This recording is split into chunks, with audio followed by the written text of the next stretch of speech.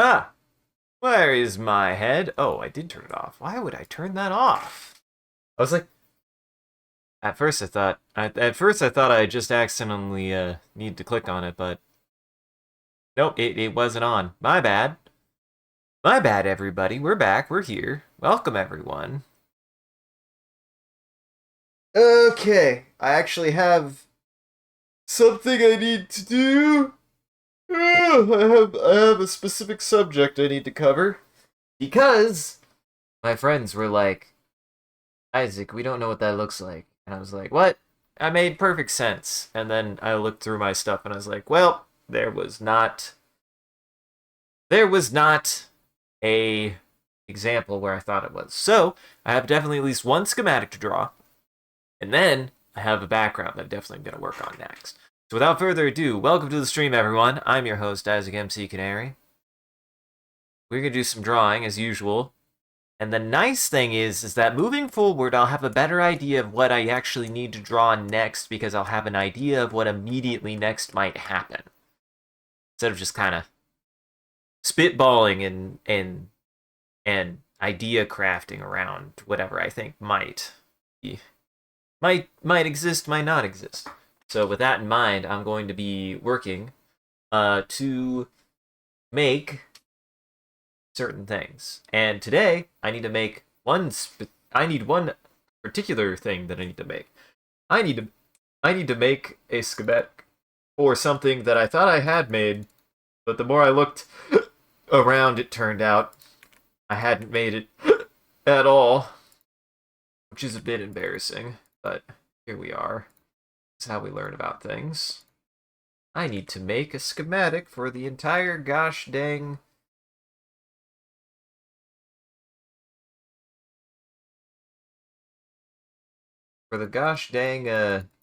station. Now I find it funny. This happens every time. I'm like, okay, I'll make a circle. And I'm like, okay, I can't make a circle. At least not like that. So I'm gonna have to make a circle the only way that I know how to make a circle.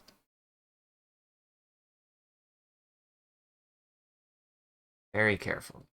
Here, we'll start with this. So, I apparently never actually made the space station. I think I, like, considered it a couple times. I was like, I should work on this soon. But I never actually made the thing I meant to make. Which is essentially like a loose schematic, essentially, is what I'm making. Um, like, I think the idea I had here, like, something like this. We got pylons. These pylons got 3 of them in a triangle.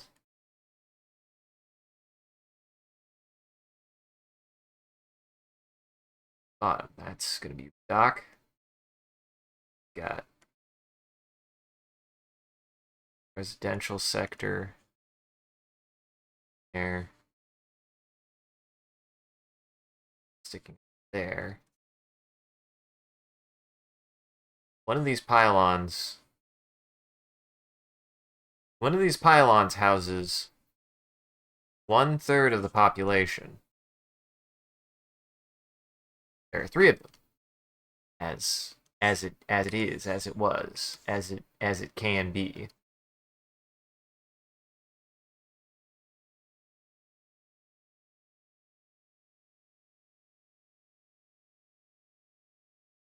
I think what I want more straight.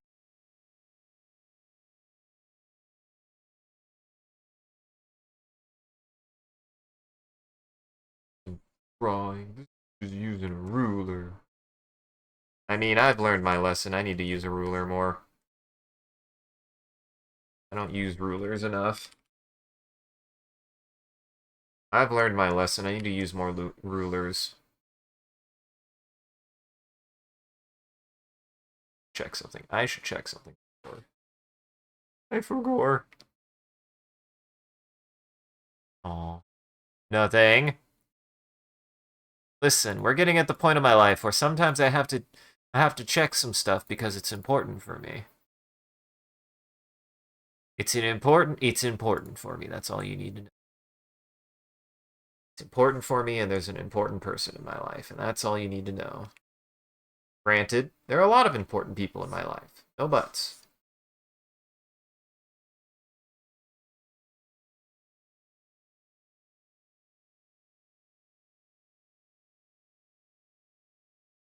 But the idea I have is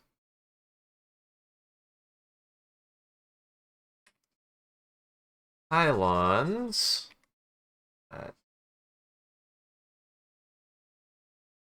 Thing here. I still haven't decided. I like the idea that they're like big towers going in. Um, like a big dome in the center, maybe. I haven't decided yet.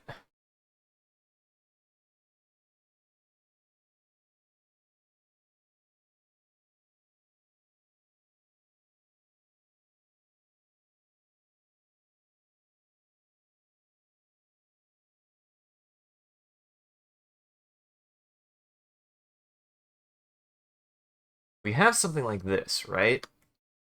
This is the idea I had, is like it's just one pylon. Got a center. There. Now, do simple. They are uniform. They really don't have any difference.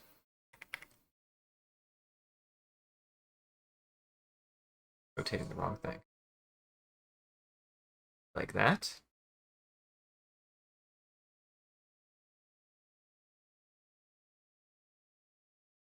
Here's what we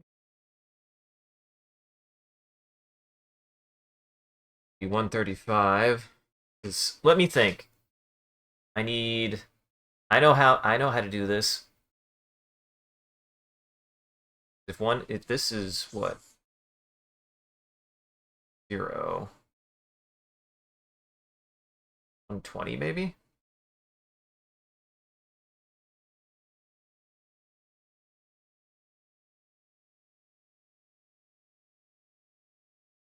More like that?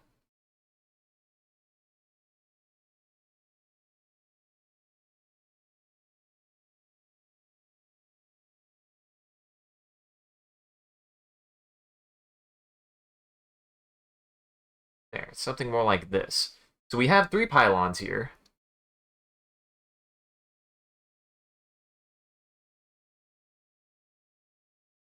Like that.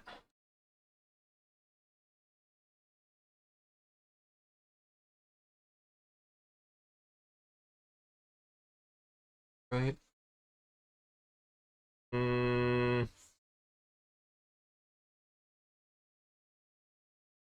I think it's almost right.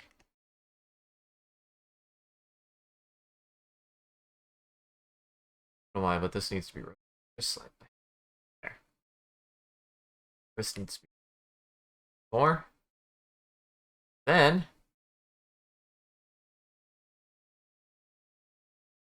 got transport. Sort of transit ring that goes all the way around the outside.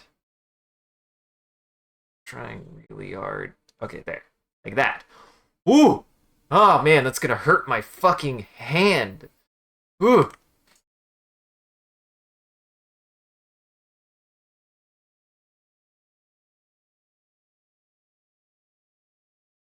There. That. Boy, I need a compass. I need a compass so bad.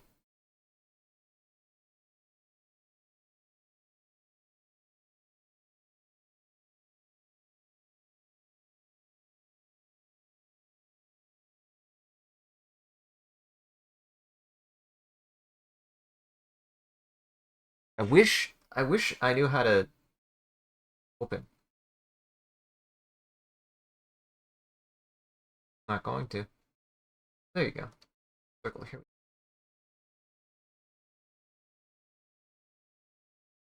I need.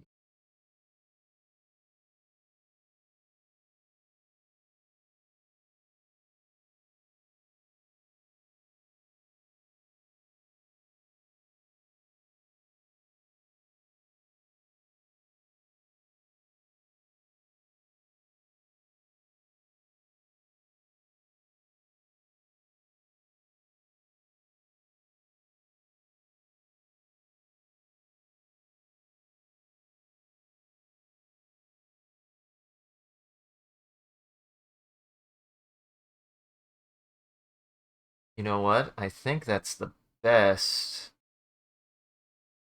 I think that's the best I'm gonna get it. It's close enough. That's all it needs to be, is as close as possible. The idea is there's a transit system that rotates around here. Yeah. This. This.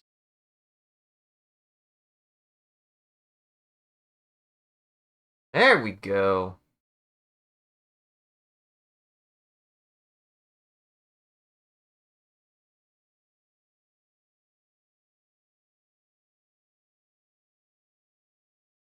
A little. There. Oh, god damn it, I made a mistake. You know what? That's fine. What matters is that I've got this right, and then I can adjust it. Yeah, it just needs to go in a little bit, like this, and then we do it again.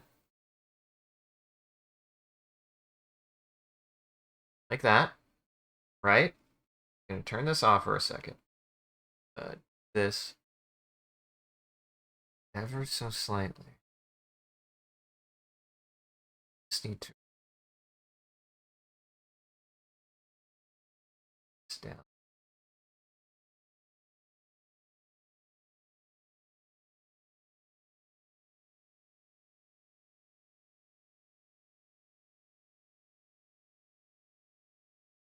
Like that. Perfect.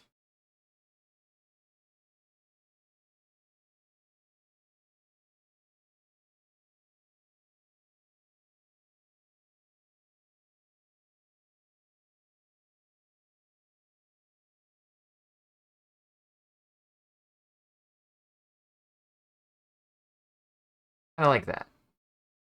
And the idea is that it's just kind of like a big ring that rotates. In fact, that might need to actually.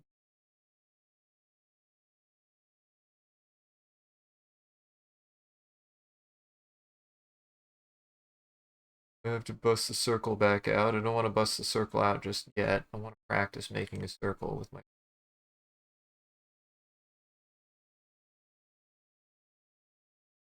It is hard to make a circle freehand. I still. I mean, you saw me have to bust out the circle. You can make a circle freehand.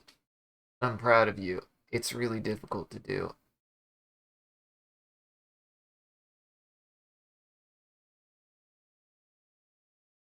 Look at it. Listen to this. Listen to this guy complaining about how he can't draw a circle. How could he be a real artist? He can't even draw a real circle. Well, here's the thing, bucko. Here's the thing, buckos. Circles are really goddamn hard to draw. Certainly perfect circles. Like, you're not sketching a circle a little bit at a time.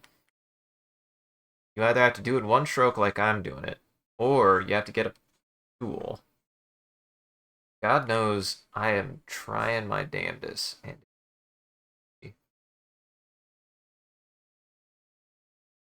it is not easy to pull off a circle.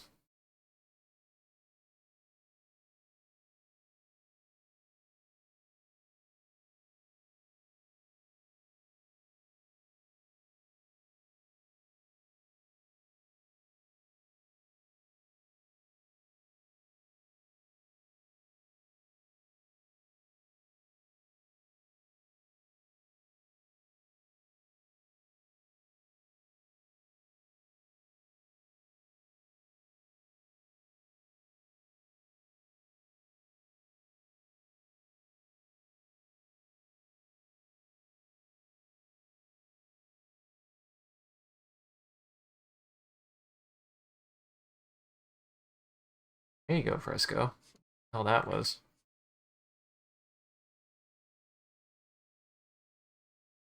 Just Fresco being a weirdo. There. This is left open largely. A little bit of a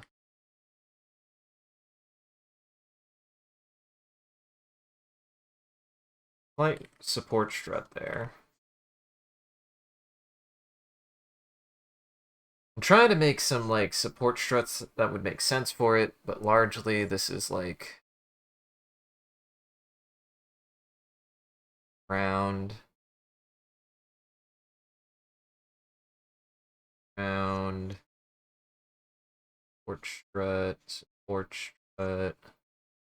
And we have, so the only thing that's in the middle, originally when I designed this, I thought of it as like spinning, physically spinning on a motor in the center, but I actually think instead it like has, it might have something or had something that kicks it into motion. And there's a couple things it could do, but I don't think it rotates like on something physically in the center. I think the center is just a comms array. That's all it is just a comms array.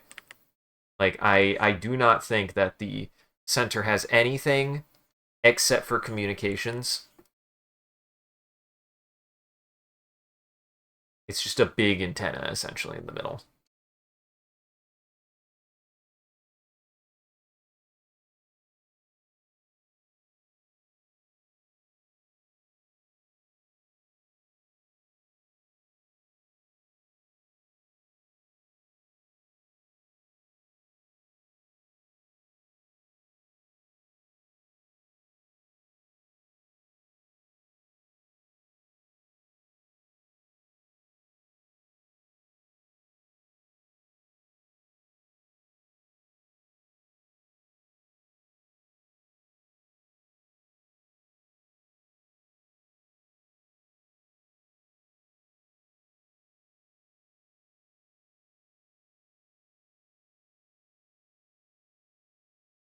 Really trying to focus on trying to not have to use as many blatant drawing tools like the ruler and stuff, and try to add a little bit more stuff.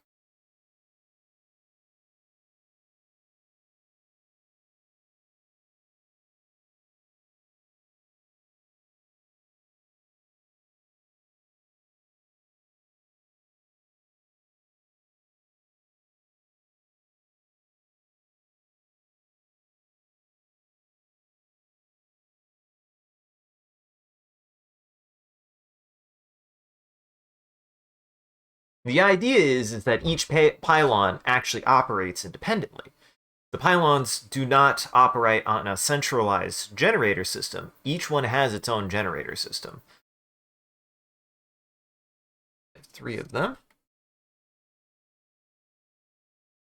There, there, there.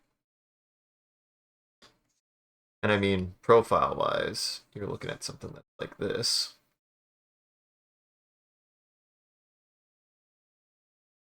Got that ring. Central.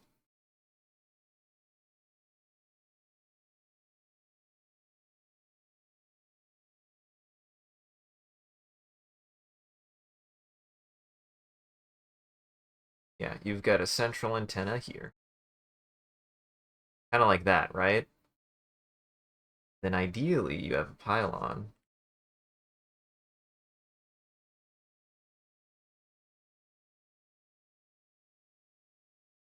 Like that. You have a pylon coming in this way.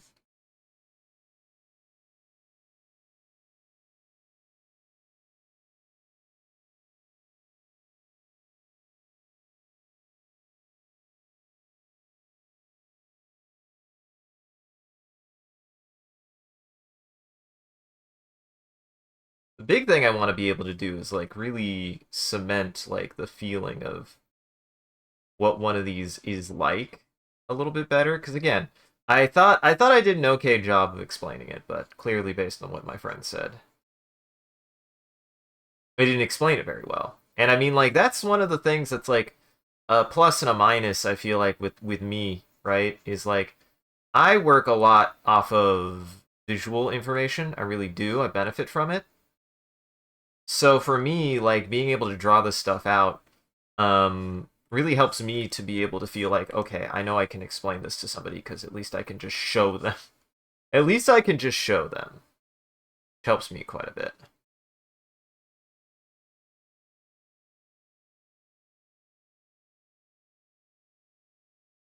Let's get a little like dish. Kind of like that. Kind of like that. I like that. I like those.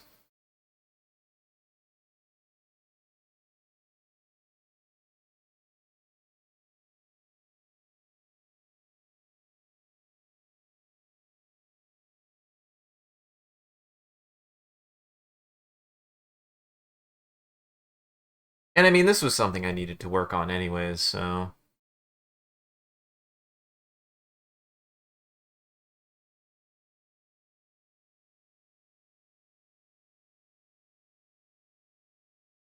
This.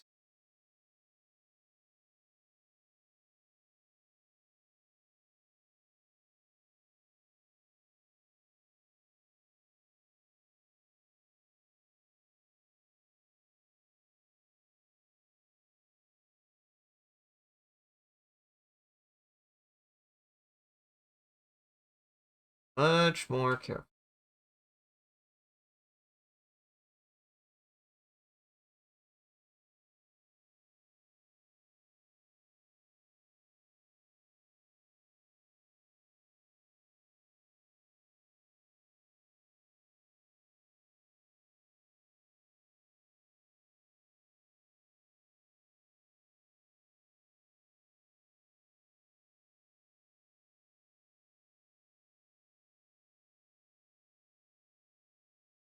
Yeah, I'm going for here's to try to illustrate the like general outer chassis here. It's layered. That part is layered.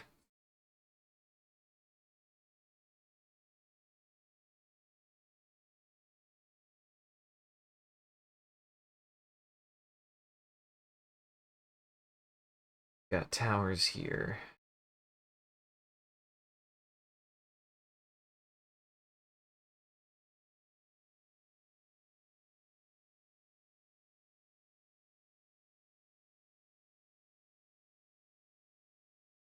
Big thing to remember is that there are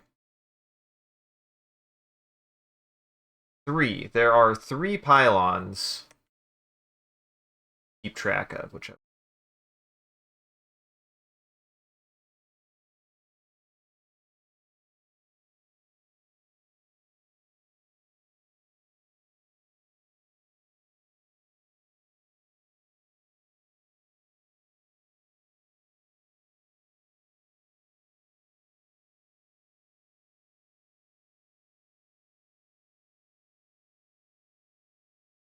got this back down to 5.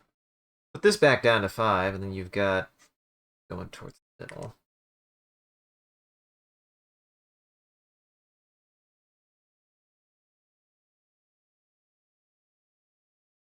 Again, the general idea is this center part is not. It's not much of anything. It doesn't really actually have anything in the middle. It's just an axis. I also like the idea that it's kind of like shaped like like a snowflake.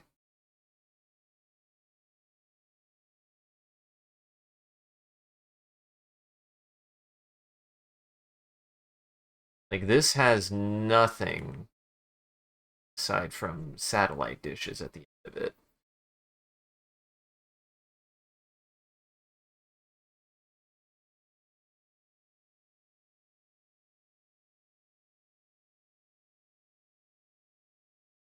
Like if anybody comes out here, it's just to do like there isn't even an internal structure. It's all external. It's all external spacewalk stuff. Like if anybody comes out here, it's because they're specifically coming out here to work on antennas.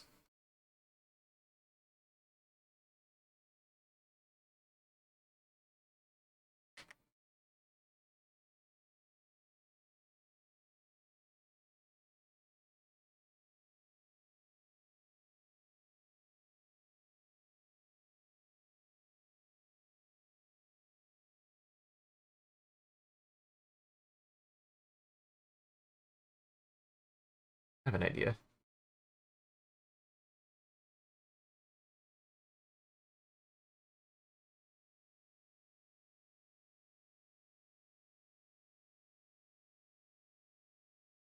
That's not to say that you can't come out here. I would say like these are held together by like pretty large industrial cables. And that these cables are like they're big enough that somebody could stand on them.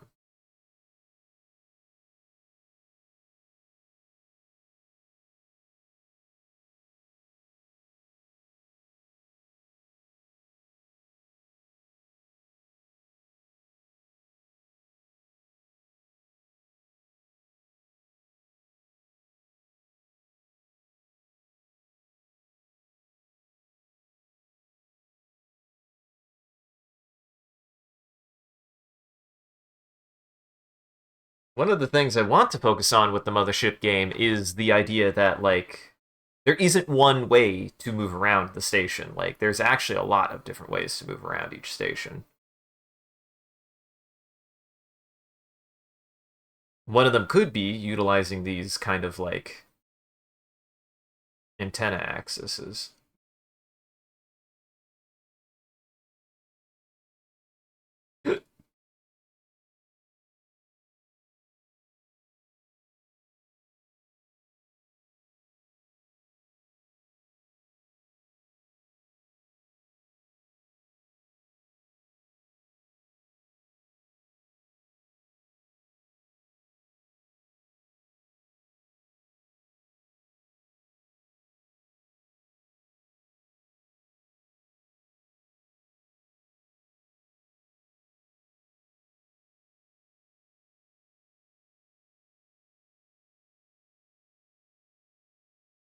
That maybe. Hey, thank you. I hope it makes sense. It's for Friday. This is actually, if you do not know, and welcome. This is actually for the live play game that I am running. I'm running Mothership every Friday for the month of October till the end of October, and then we'll figure out what we want to do with it depending on how far we get. But the plan is that every Friday we're gonna run Mothership for October because I really like horror and I really like Alien, and I really like tabletop games. And I've been doing artwork for the game for the last 2 months, and I will be doing it at least until until the game is done, until we're through. I might probably continue making art afterwards, but I certainly want to get through a full. It's the second time I've attempted this game setting wise, and the first live play I've done on this channel that I was the GM. So yeah, I would appreciate that, and let your friends know if you like tabletop. Actually, I highly recommend checking out the VOD channel really fast because I'm doing some stuff with it too. So like, it's not just like just screwing around in the tabletop. It's actually pretty high effort. High effort. I don't know if that's the right term I want to use, but it's. I'm definitely putting a lot of work into fleshing it out, and I hope people enjoy it. I really do. It's been very, very fun to write for. I have some writing I need to do after the stream actually because I think next. I think the next thing that's about to happen is gonna kick things up and really put into perspective how 0 to 100 the games will get, but in like a good way. I am the kind of person that there are two things that break tension for me when it comes to a horror piece. It's when you can't believably when people are in danger, but they're not believably in danger, and then when they're in so much danger that I can't get invested. And I want that middle ground. I am shooting for the middle ground here. In a certain sense, as lethal as Mothership can be, my intent is to make sure that I cause harm first, if that makes sense. I don't want to just instantly kill anyone. I definitely want to whittle them down. Flip side, I don't want it to feel like, oh yeah, he won't, I wouldn't kill my friends. Wait, hold on, don't take that out of context. Well, there's the VOD title.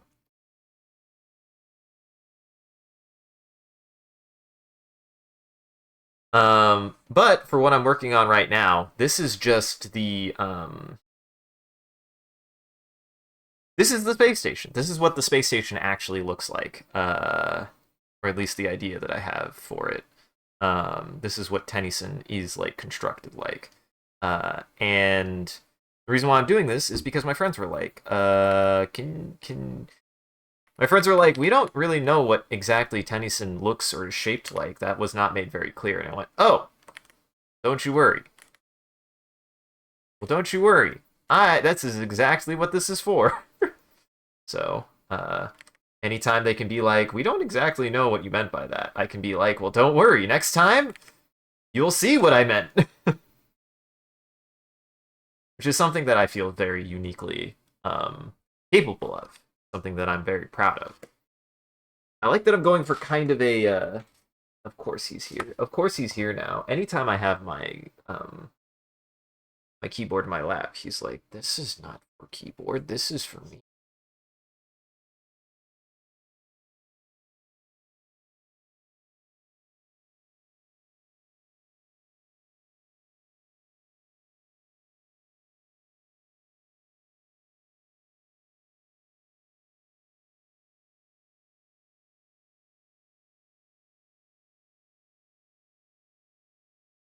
That some antennas. Alright. Gave me the head bonk. He gave me the bonk. He gave me le bonk.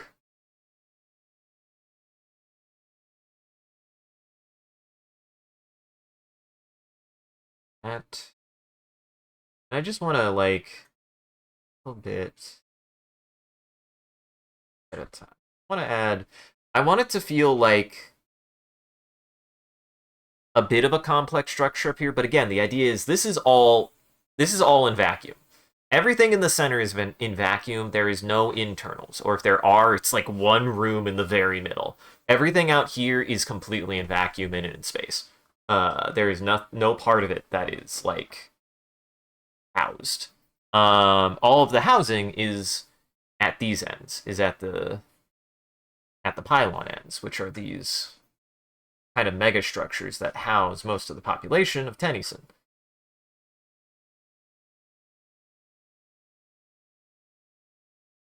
And then the docks are located like down at the very bottom, is the idea I have.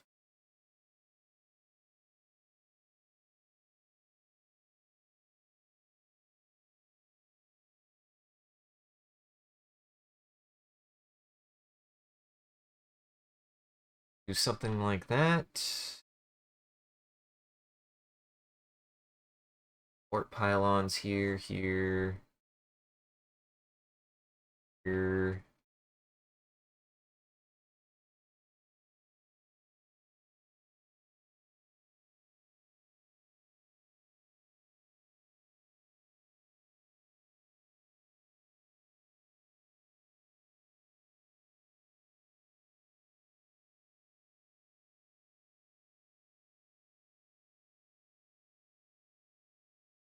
They're actually just lights. Kind of like that.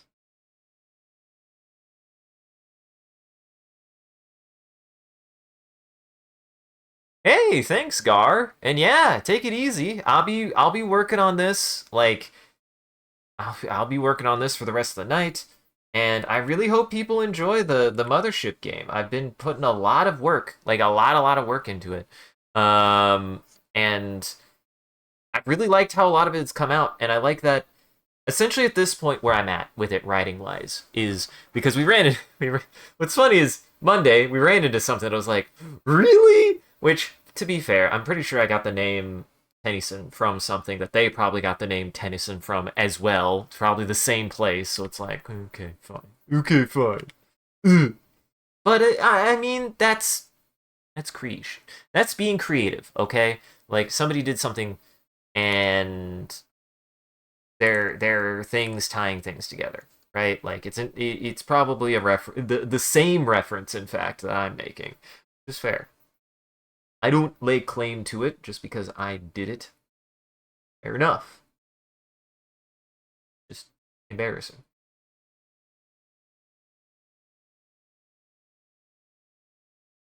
And everything I don't know why I'm particularly this way, but I like being able to have a certain amount of control over stuff like this. This is just something that I really enjoy doing. You know, also, I think so keep it there are stabilizers here, and these stabilizers are also probably partially the power generation. Just big engine essentially. And they do rotation. They do rotation at a rate that would actually give the amount of G needed. So they have rotation going clockwise. It's going clockwise. I did it right. It's going clockwise. I say did it right. There's no wrong way. I just yeah. I'm proud of that. I didn't think I would do that correct.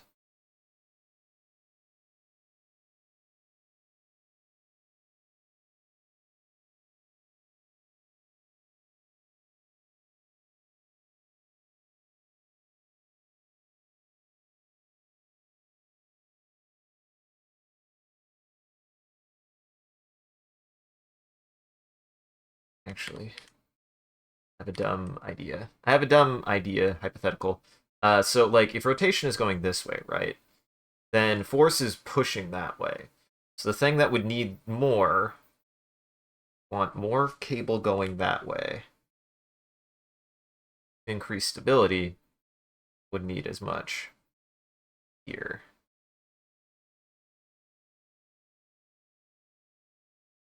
I don't know the physics of this. Don't ask me. I don't actually know the physics here. I'm just making a educated and a mathematically educated guess. Do note, I am not good at math.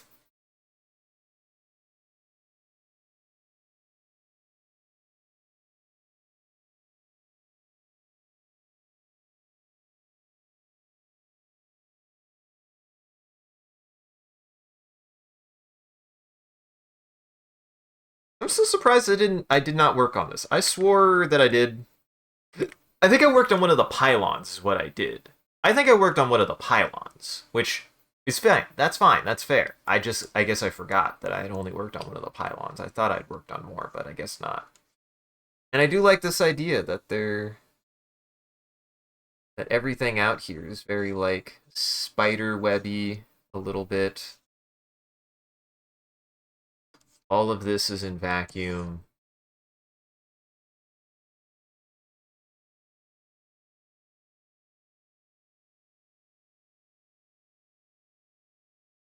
Section there.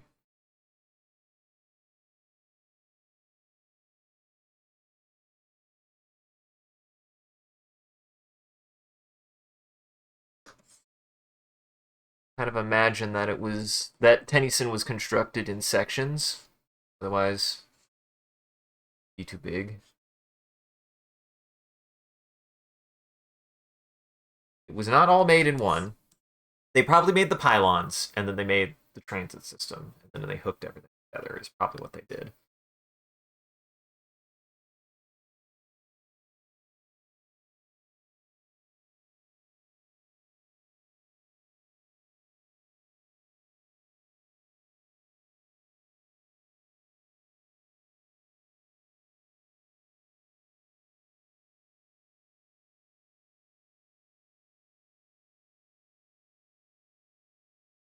Somehow I did this right, and I don't know what I did.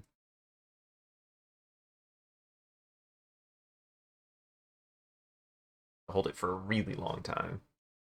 Main reason I want to pull this out is just to make sure that I'm doing some straight lines here. Bugging me.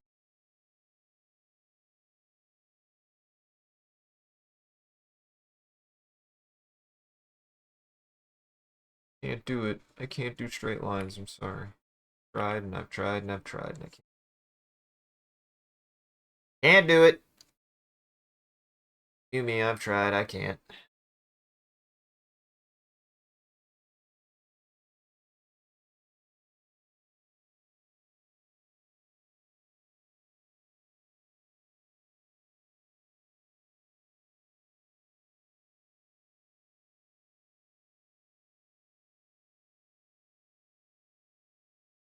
Is that really the true center?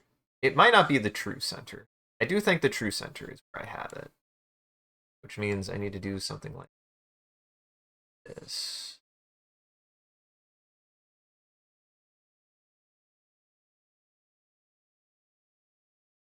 Going to reposition you. Center. That.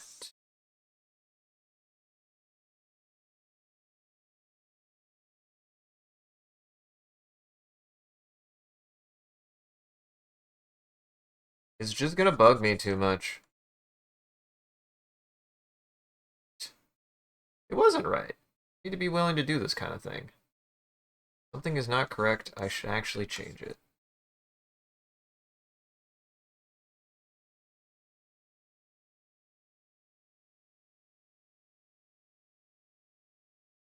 It's hard. It's difficult. I feel like sometimes it's easy to be like, done it right the first time. Like, eh. This is why I'm saying, I'm like, allegedly, the animators for Full Metal Alchemist, like, would draw perfect circles, and I'm just like, how?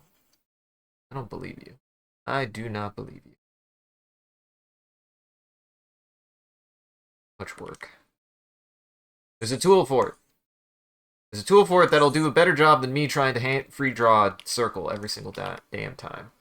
You want to know what the tool is? Compass. Or circle template. In this case, a circle template. And that's coming from me. Like, I want to maintain that, like, I still grew up as stubborn as anybody else, I feel like, when it comes to this kind of thing. Like, I definitely was like, if I can't freehand it, I shouldn't be trying to do it. But I think that also got into my head, because I was like, I can't freehand straight, like, perfectly straight lines and shapes. Like, they always look wobbly. Even to this day, I feel like I still make them a little bit wobbly. Thought that was like, oh, okay, well, I guess I can't do it. I guess I just needed to try more, I think.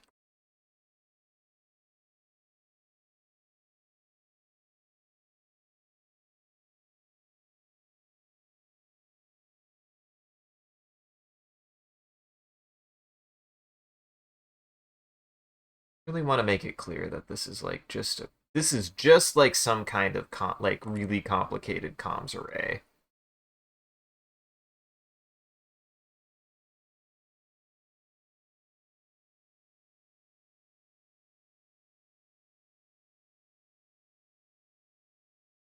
And again, that the main wiring in the center, or like the main wiring in general, does not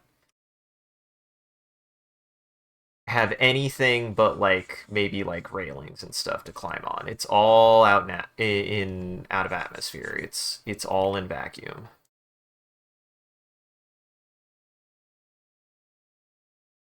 And again, I kind of needed to draw this anyways. It'll give my friends something a little bit easier to kind of like digest, I think.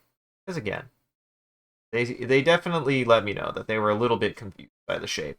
So much so that that Sean was like, I was trying to draw it, but then I couldn't draw it, so I gave up. And I was like, well, that's what my job's for. Well, fair enough. I need to do that then. Because it isn't. It's not unfathomable. It's not even that like complicated, I feel like. It's one of those things that it is harder to describe than it is just to see. Once you see it, you go, oh, okay, pylon, pylon, pylon, ring. Spins. Spins in this direction. Spins clockwise.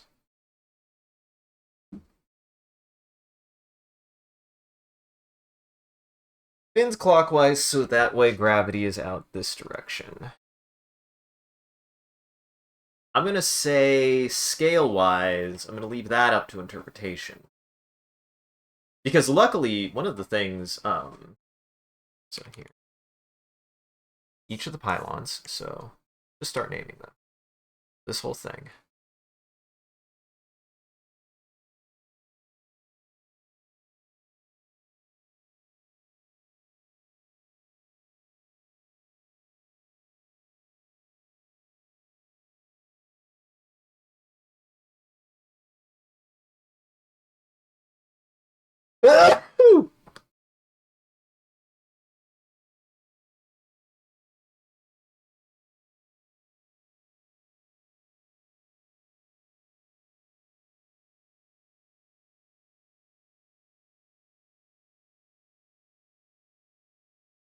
Trying to think the best way to do this. Probably just like this.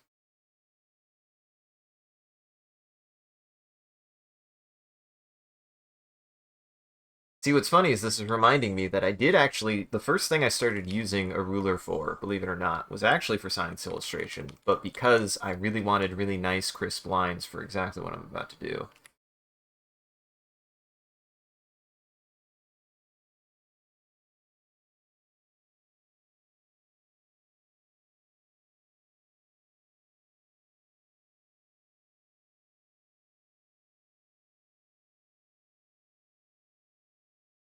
Say this. So there's 3 pylons. We've got Titan, 4 Titan. We have Iapetus, or Iapetus.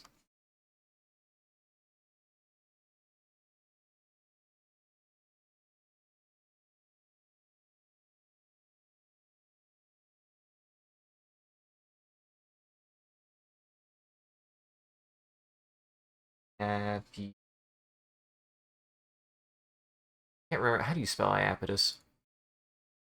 Iapetus. Okay, no, I did spell Iapetus right. Iapetus, and then this one is, yeah.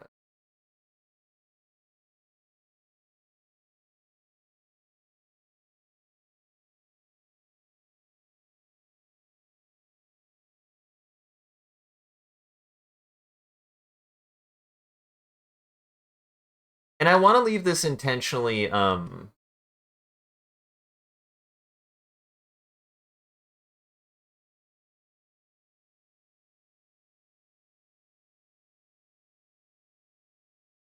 I want to leave an intentional amount of space open because I want my players to actually be able to utilize this. I'm going to import it into the Mira board, and I want them to be able to like make notes on this if they need to. So I'm going to leave this fairly like open. I'm going to leave this fairly open, and what I want to do is have like this, and then maybe the most important things I want to point out are the locations of, or like the names of the pylons. Because my friends were getting confused too. They also didn't know what I meant by pylons. They didn't know how many pylons there were. They didn't know the significance of the pylons. So this is really just to give them the basic structure schematic of what this looks like of Tennyson.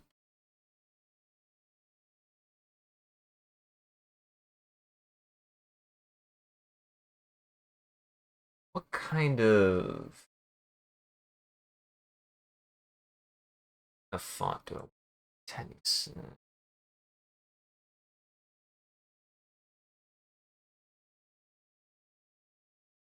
I know. Yeah.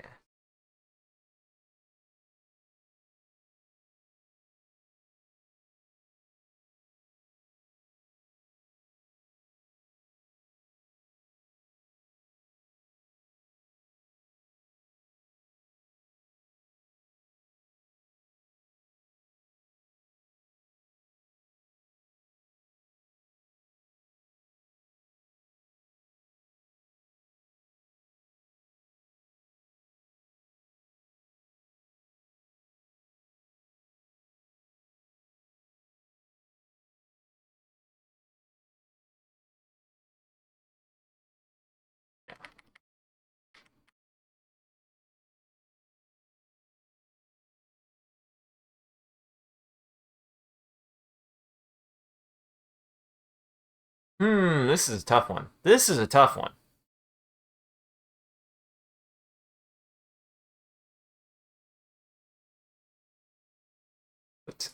What fonts do we have?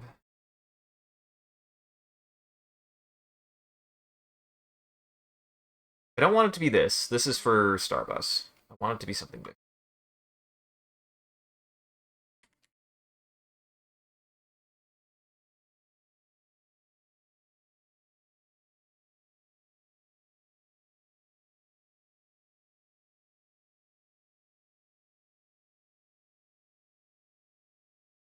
Yeah, that's perfect. That's exactly what I'm looking for.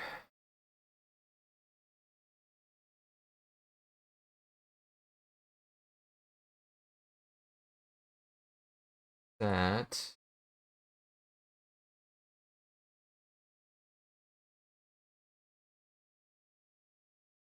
Hey, Fresco, you doing weird? Definitely want agency FB. I want to do. Yes, perfect. That's exactly what I'm looking for. They have a bold. I like that. So yeah, that should give everything that they need to know. And the biggest things to like kind of like process and remember is that the towers are the there are four sections, I want to say. You have the dock section, or you have the outer section, which is like power generation and stuff like that. We have, as well as rotation. It manages rotation. Then you have dock and in income and outcome. This is where incoming and outcoming traffic is. Anything that's going into the station is on that level and handled on that level. There is also some light like manufacturing there. Then you have residential and general commerce. This is where people generally live. Is in this kind of center area that's kind of horizontal with or parallel with the um, transport ring, and then the towers are the structures that house company assets and company offices and all of that kind of stuff.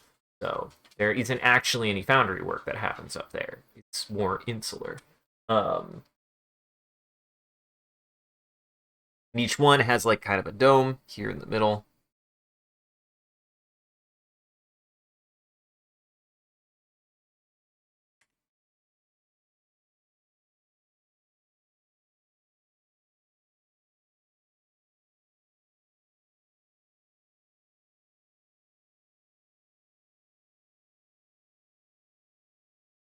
You need to check something.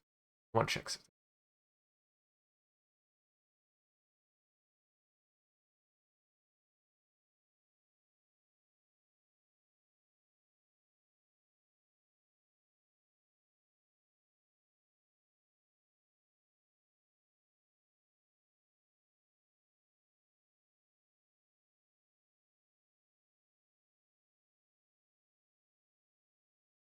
Oh, yeah, I want to make sure I get this. Sorry.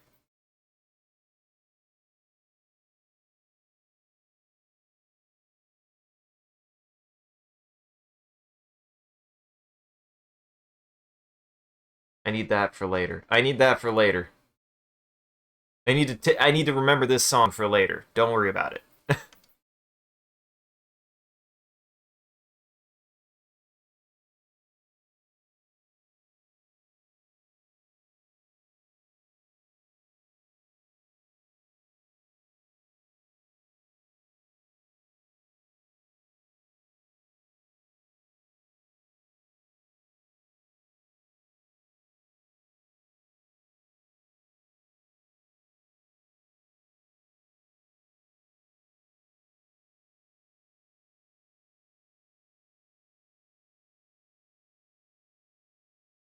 I think I should have done it this way, maybe.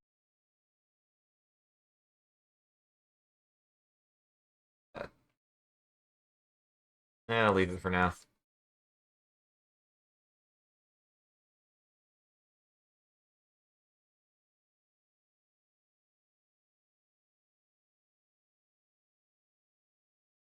Where's my ruler? Where's my ruler? Where?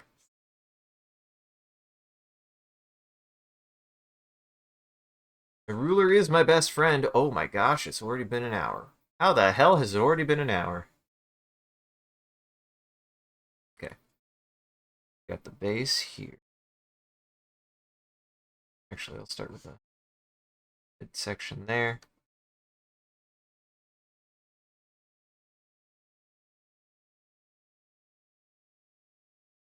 Like that.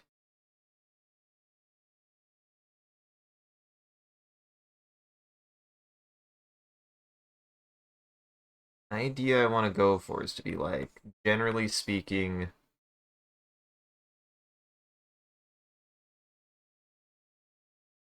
what? One of these. Like,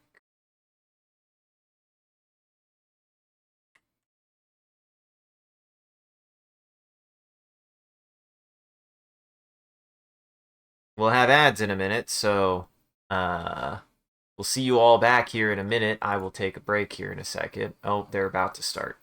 They're about to start. There they go. Okay, everyone, I will take a second. I'm going to finish this, and then I know what I'm definitely doing next. I definitely know what I'm doing next.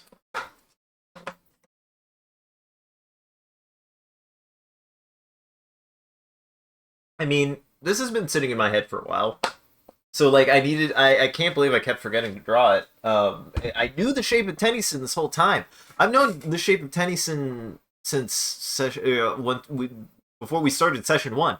So, it was my bad for not making a more official picture yet. I like thought I had drawn it. I think I did like a sketch, like a what? Um, uh, oh, oh, oh. Excuse me? What was that, Adobe? Hey, Adobe? Hey, Adobe. Hey, Adobe. Adobe was like, you got a font. And I was like, wait, what? Okay, bye now. And it's like, what? Thanks, Adobe. For the warning, I guess.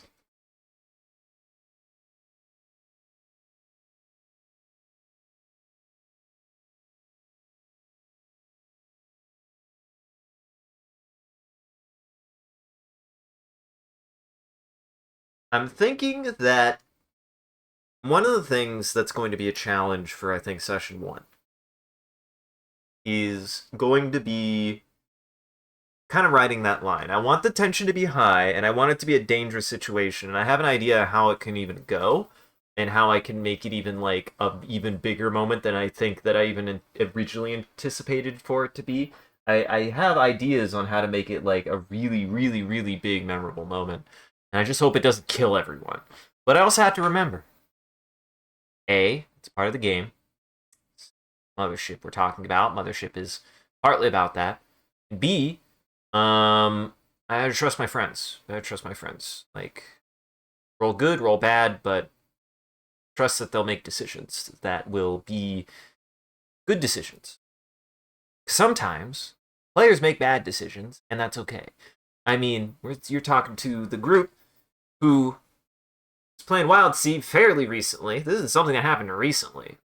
Always to remind anyone out there, if you're playing tabletop and something goes wrong, shit goes wrong all the time, because sometimes when you're playing, you're not considering good ideas as well as you probably should. That's okay. It happens. It happens to all of us. We're playing Wild Sea, and my character, who is a like 10-foot tall rock construct golem, was decided that because they were just kind of minding their own business, and suddenly a pack of monkeys were charging their way towards the ship, that the ship must have been in danger. So thus, when one of these monkeys boarded our ship, without asking questions or trying to ascertain what their actual intent was, punched one so hard that the monkey exploded. And then later, we were all like, Sean was like, wow, you guys really. Those monkeys. I want to remind you, those monkeys weren't abjectly hostile necessarily. And then we all were like, oh. And I had to be like, oh, I exploded a monkey. Oops. That happens. It happens. So I have to trust that we're going to make a memorable moment out of it, whatever happens. I mean, that's the fun of tabletop, I think, ultimately. I think anybody who really gets into tabletop enjoys that element, so. I think sometimes I struggle with it depending on what it is. It depends on what it is, but I do enjoy it when it happens. Sometimes players decide to make choices that GM has to go, what? Again, me included. I do that.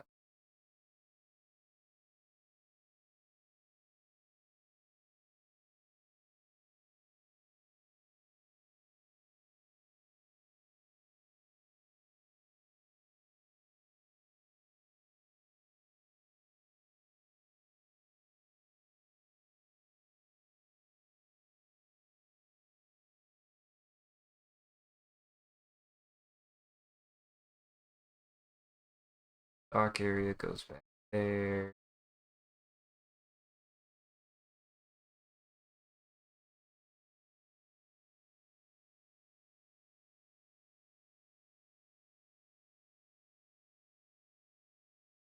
Imagine there's probably like solar.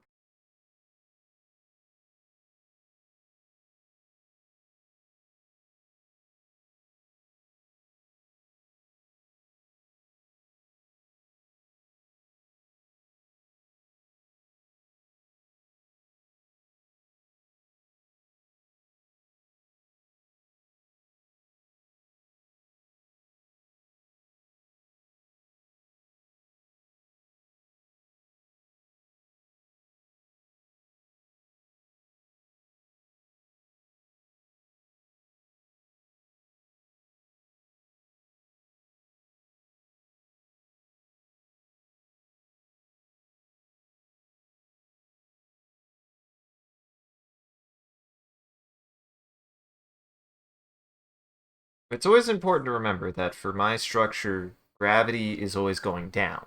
Gravity is always going down. Or down is that way. Hello, Silos. I forgot. My friends have informed me that I did not do a very good job of describing the station, so I have now drawn the station schematic. This is Tennyson. Now we have a diagram for everyone to understand, hopefully better, exactly what's going on. Hopefully. Right? And then here, add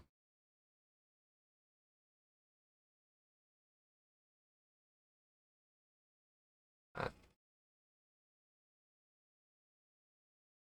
that, that.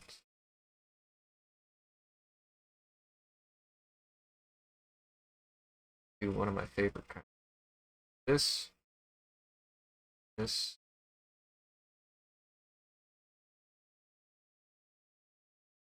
There's four. There's kind of four major sections though. Yes, it is. I would say like I was so this is something that the Miro board I'm gonna apply on the Miro board because ironically it's a little bit easier to do on the Miro board, and that's why I'm like I want to leave enough space for this. Oh, absolutely. Each one, I would say each one is about. Well, first off, and this is not meta. This is this. So this is gonna be kind of my. This is my version of the Adventure Zone, where we could talk about the semantics and sizing of all the shit that's going on is without giving out any spoilers. And also call out to the McElroys. What's funny is McElroys. it's a great concept. I don't watch them because I'm actually kind of lazy. Though I probably should. They'd be helpful for this. That's on me. So right now, just given size, I haven't thought about actual size, but thinking about how the McElroys, you don't know the McElroys, the brothers, Trace Horny Boys. That's they do go by Trace Horny Boys. Definitely check out the McElroy brothers if you enjoy this. They are listen, I shook Brian David Gilbert's hand. He is one of my main inspirations. If I shook any of the McElroy's hands, I would also be in as much like you guys are huge inspirations of mine, and one of the major inspiring forces. Mick Elroy. There. And I can't get called for it because I didn't pronounce it right. I guess, is that a restaurant? I did not know that was a restaurant. Yes. Yep. McElroy. So this is known. This is so like kind of like coming at this. This is something I want to be very vocal about. Is like the things that are secret are going to be kept secret, but not everything is secret. This actually goes out to the audience as well. So if you guys ever want details on the setting, if you have questions about the setting, I will always do my best to answer them because they need to be answered anyways, and that will help me flesh out the setting a little bit better. And this is not. I want to make this clear.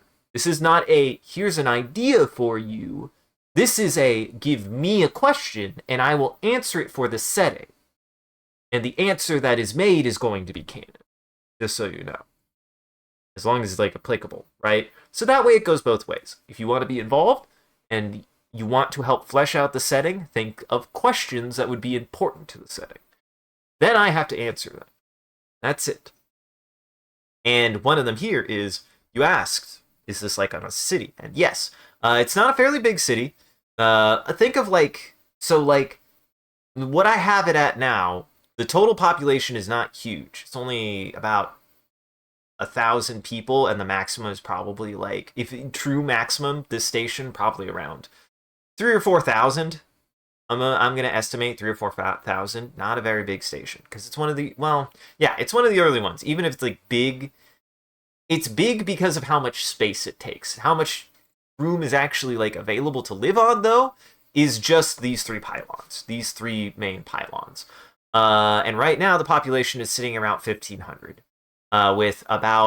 With give or take about 500 citizens on each of the pylons. Oh, I have no idea yet. I'll bullshit that later. I'm like I said, I actually do that on the Miro because the Miro makes it a little bit easier to do that. So right now we're just getting shapes, and then the Miro I'll probably add those details because it's actually a little bit easier to do that on the Miro board than it is in here.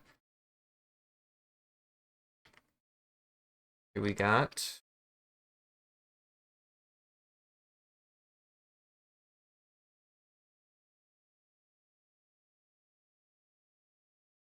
towers.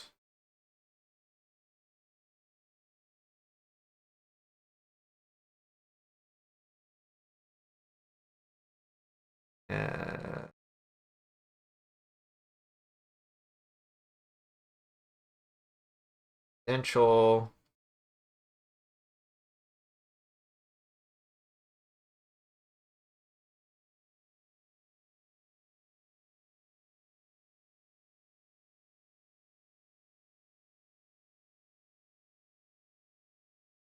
Have dock and manufacturing.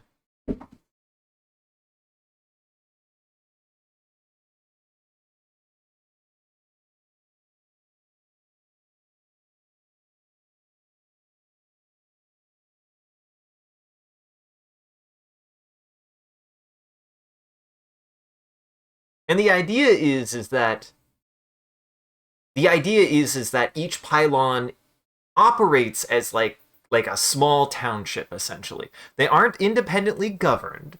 The station is governed by the governing body of Tennyson Station. Tennyson Station's own company governs the entire station, but each one operates independently of each other in the event of things going wrong or anything. Like they each have their own power supplies, they each have their own communication network, they each have like their own they are still isolated from one another. They are only connected via the communication array that I have kind of like designed here.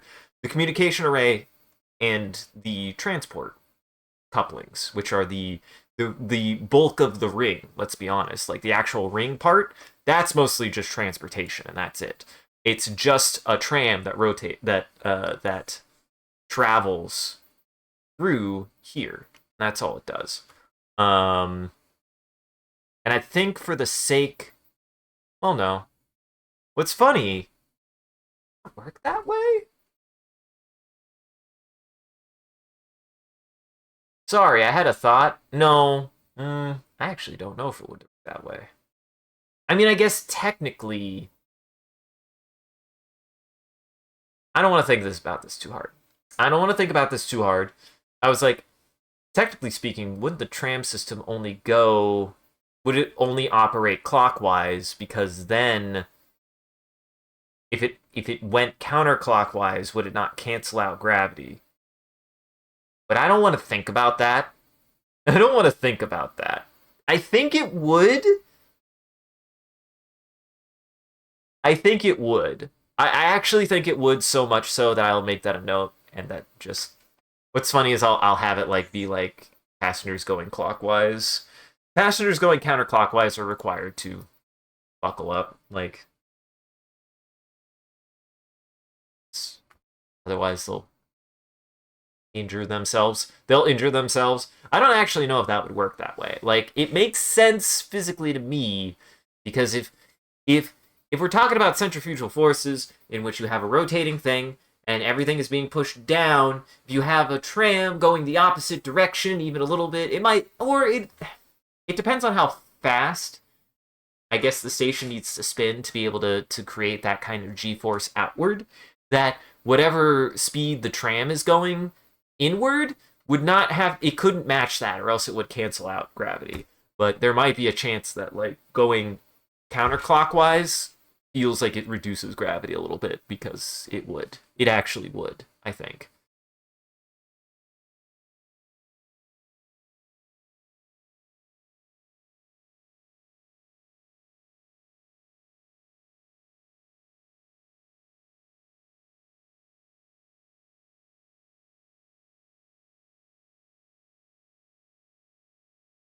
Here we go.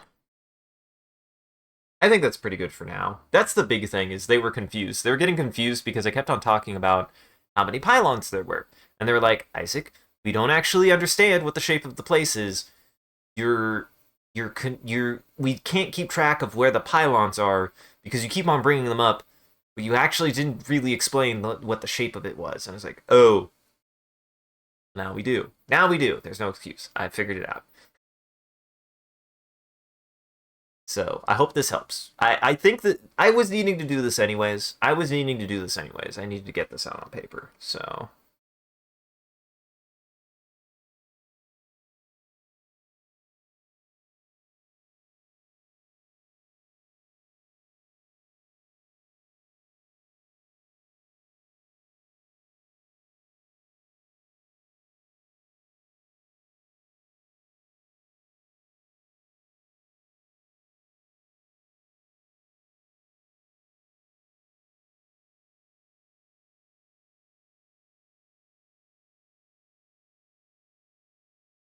I don't want to spend too much more time on that. I could go through and like add a bunch of windows and stuff, but I think I get there. I think I got there.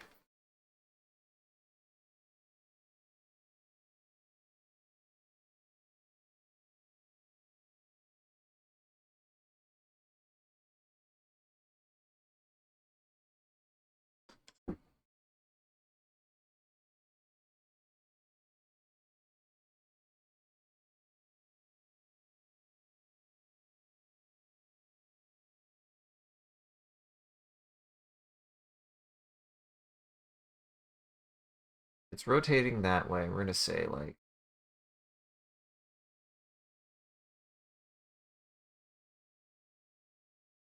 some nice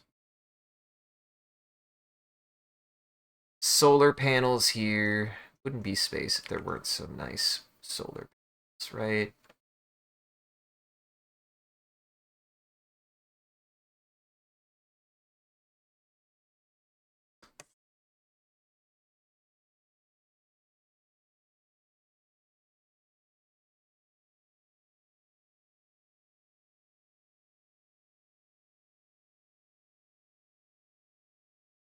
Like some solar panels there. Maybe some solar panels near the top here, outside.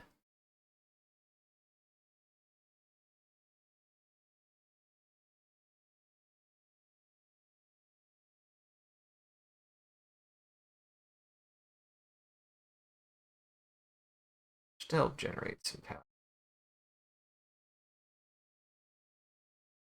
I mean, like, I guess ideally, these are like if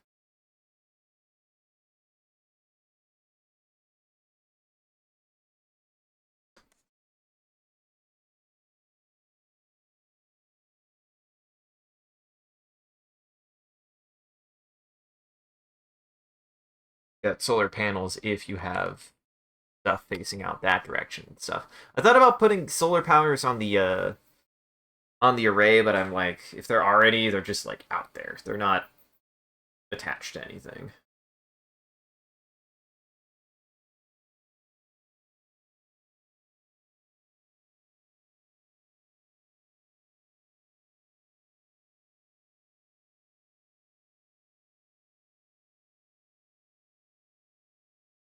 Yeah, I'm really proud of this design. I actually think it came out really good. Like I said, like I've known the design for a while now. Like it's not like I was like I finally figured it out. It was like no, I've known what design I wanted for Tennyson for quite some time. I just need to actually sit down and do the dang thing.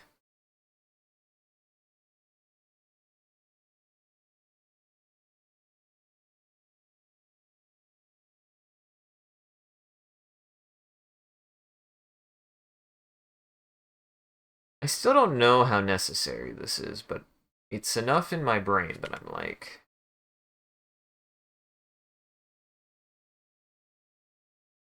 I don't actually know if this is like if physically speaking like it needs that kind of support, but my brain tells me it does.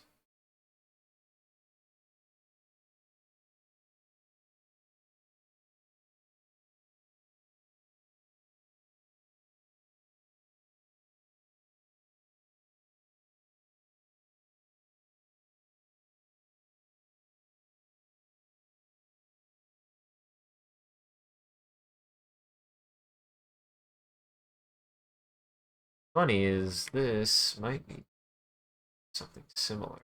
So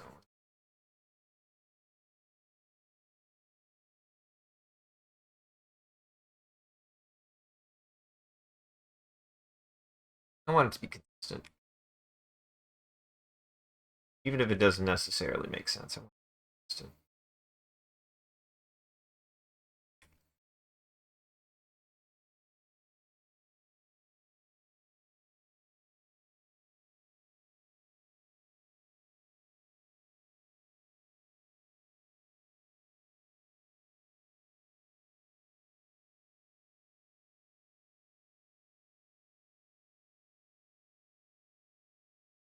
Mind you, I have no reason to believe it would work this way. I just also look cool.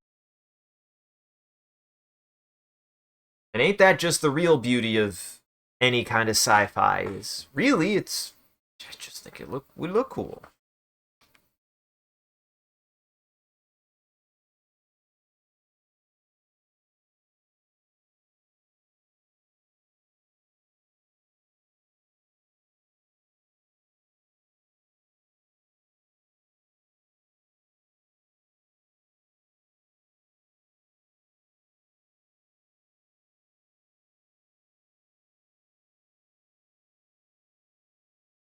And again, I really want to give the feeling that like center beams look vaguely like if you did a representation of a hypercube. Vaguely. Well, I don't know what that is. But I don't know what that is.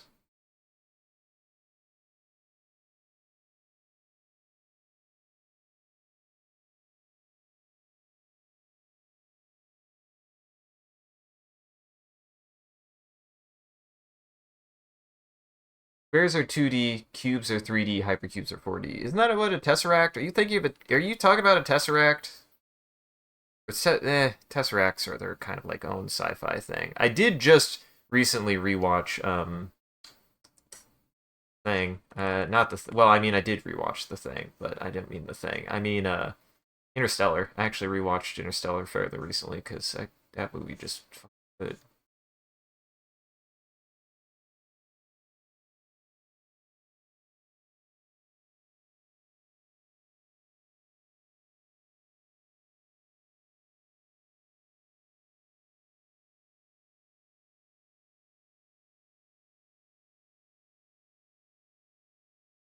Tesseracts are hypercubes. Got it.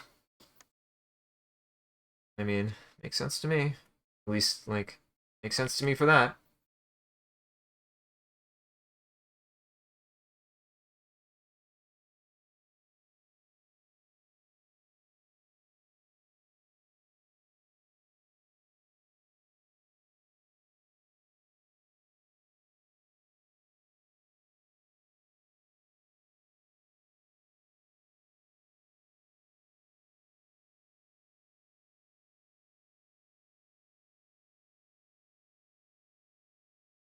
Yeah, I like that. I like that. I also kind of see what you mean. I see. Well, that's because a cube is just, you know, any cube is just basing off of a fucking can be a hexagonal shape anyways, so that's just cube. That's just cube stuff. Three rhombuses. Three rhombuses make a cube.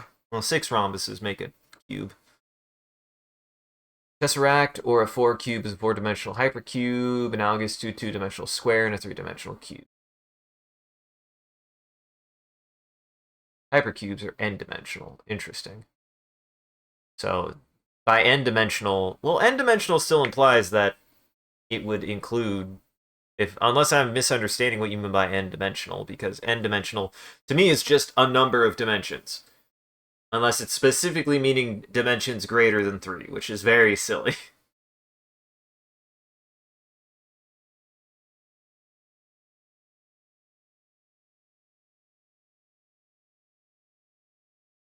Mm-hmm.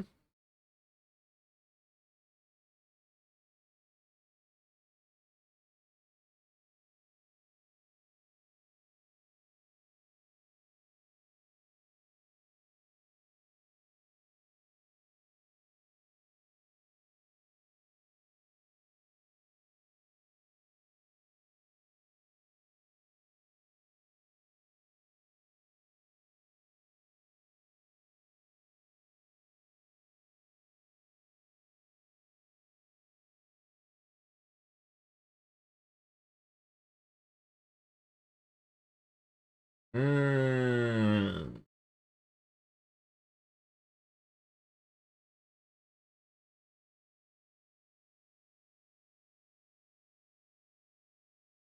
There we go. Perfect. I think this is good.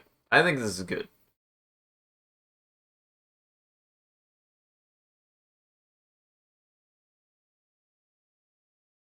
Ugh.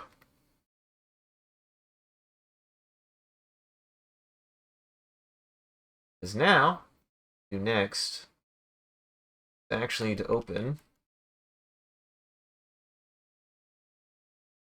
these. What I need to do is open this. Actually, back to this thing. I know it's been a while. I know what to do with it now. I know what to do with it now.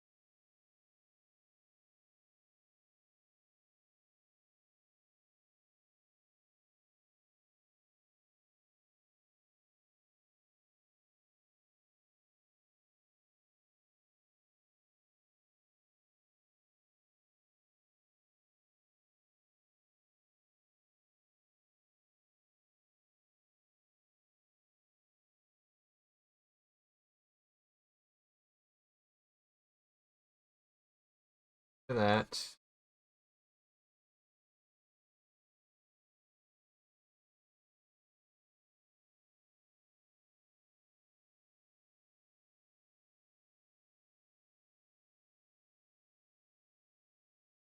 This to go down this way.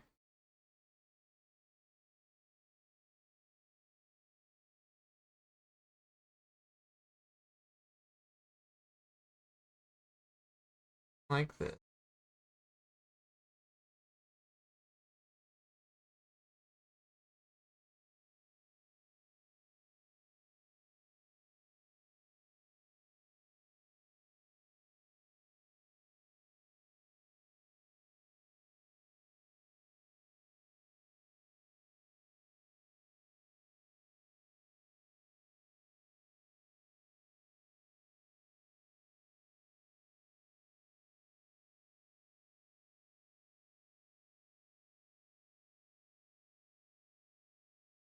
I need to get my ruler out. I don't. I don't.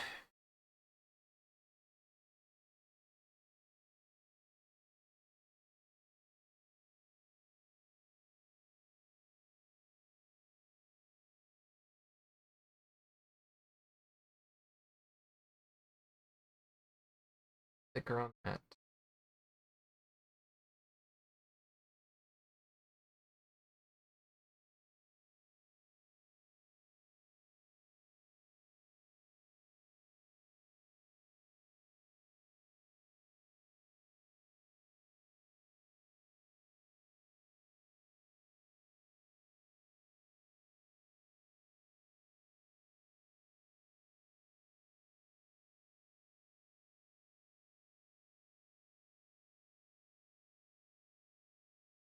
See, this is kind of the stuff that I actually have a hard time with. Like this.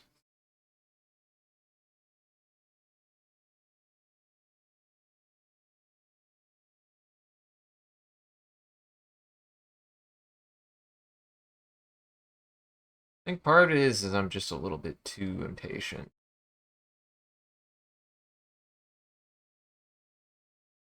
Well, that and like really, so like I'm trying to etch out the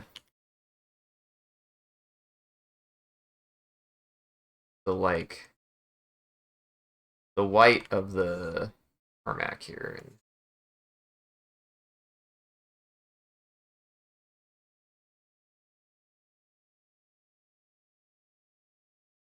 the white of the paint. Find that to be.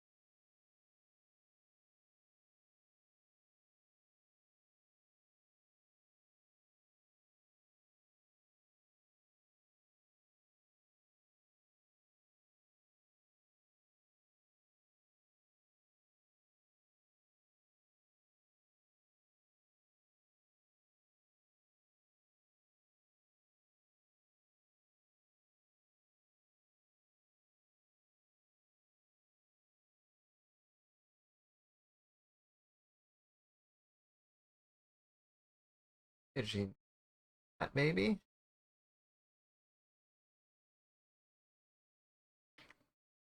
Yeah, maybe something more like that.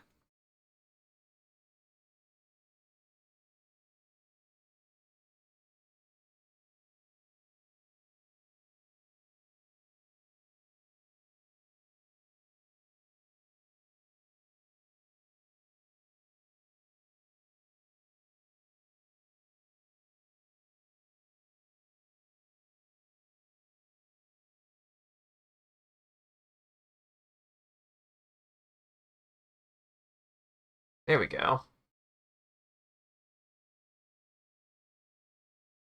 Yeah, that's kind of where I was getting.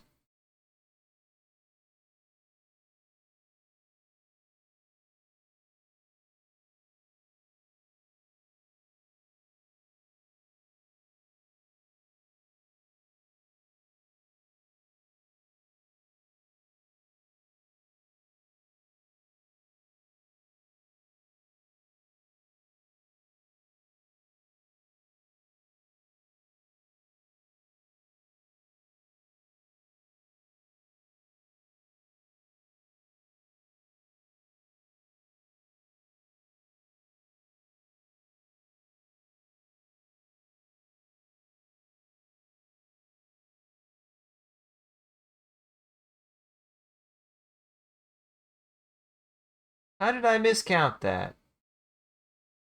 Guess I didn't quite have it in the middle. 5.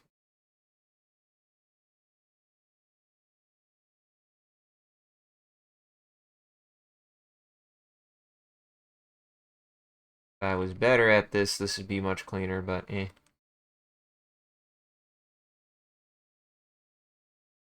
Like I said, this is something that I'm particularly not great at, is specifically what I'm doing here.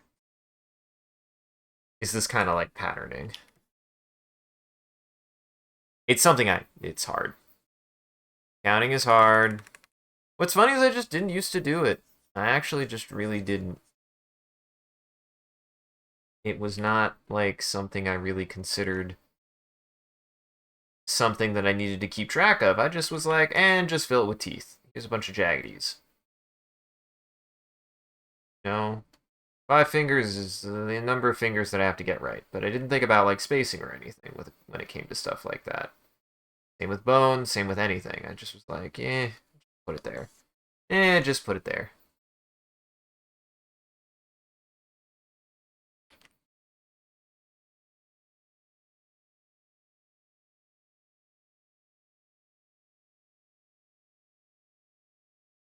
I mean, I've only gotten better at it the more I practice stuff like this, so you just gotta practice it sometime.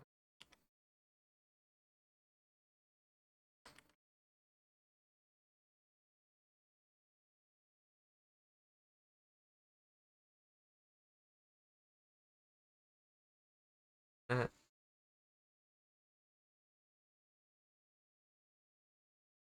uh,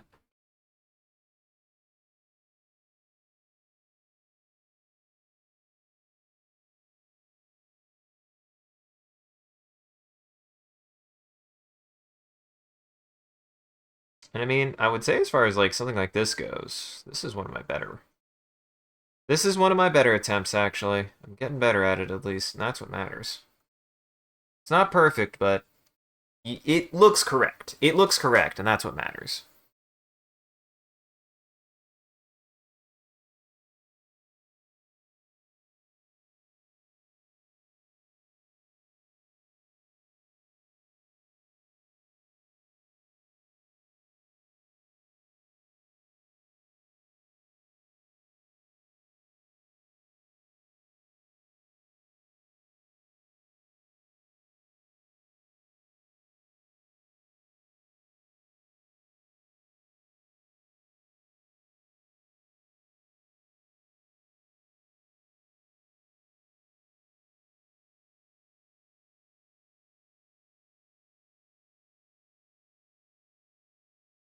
There. My brain a little bit more. Use my brain a little bit more. I use my brain a little more every single time. Eventually I'll figure out how to use this damn thing.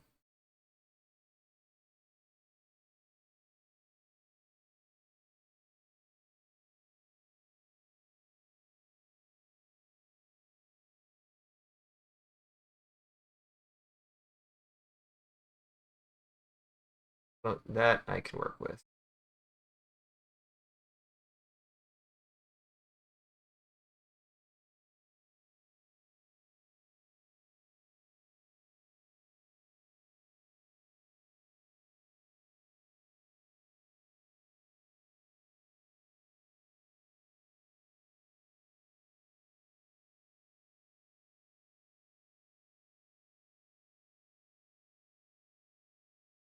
Interesting.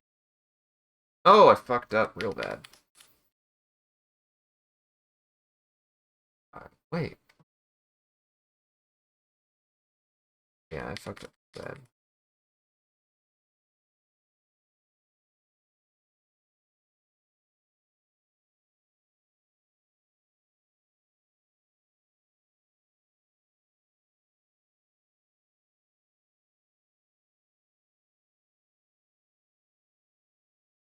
Hard. It's difficult. This is why I usually don't do this kind of stuff. I'm not very good at it. It's very challenging for me. But hey, that's okay. It being challenge, I have to learn. Ironically, it's probably being partially like worked up because I keep on rushing a little. Stop.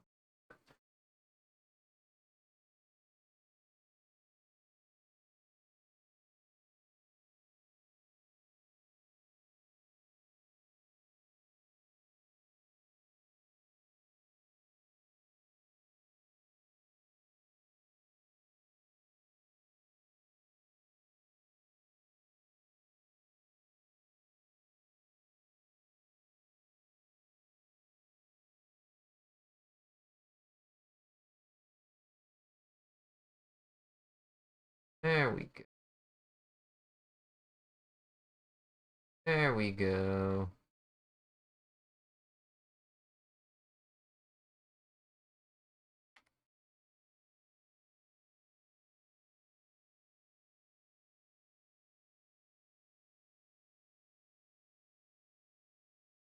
Watch someone lose their mind trying to do 1,000 tiny bars.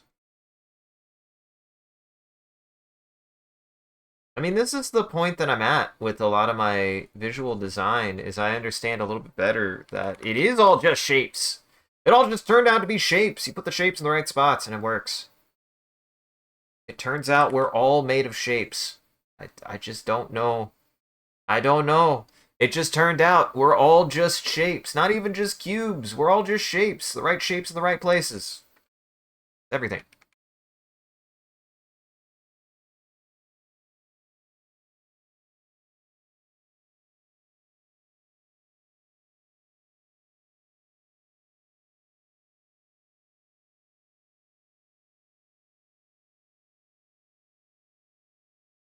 All just a bunch of planes. I don't mean planes as in the shit as in aircraft. I just mean planes as in like flat surfaces.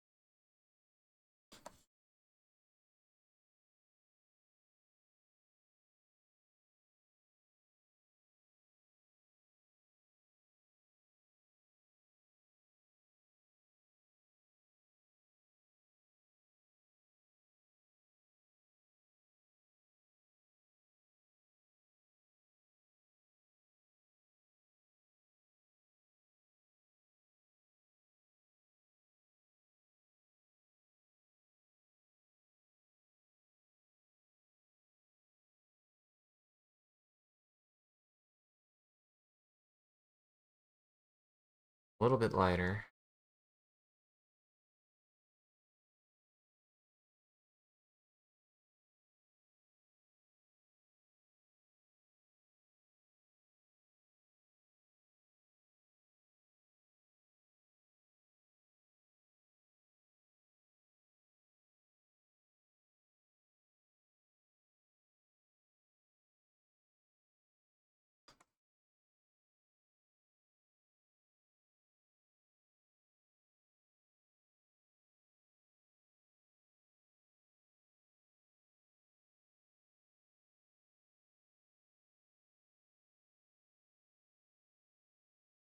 Fill up all that space behind. It's a space station.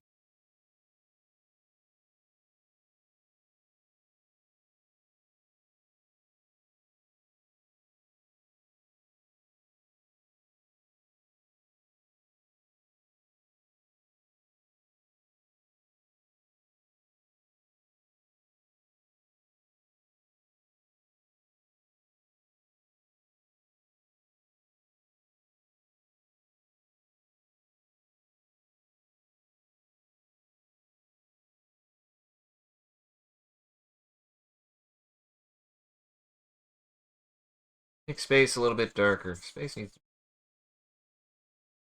to be darker. Space.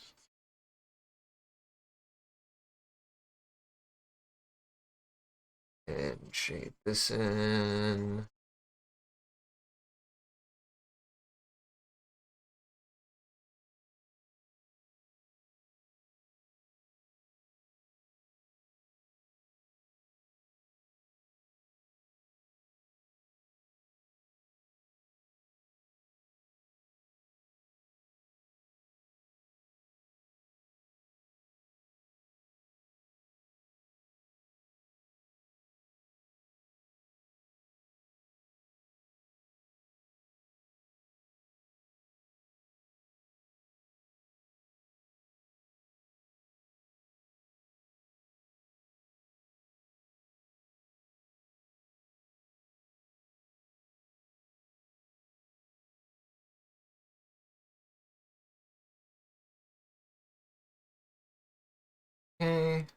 Yes.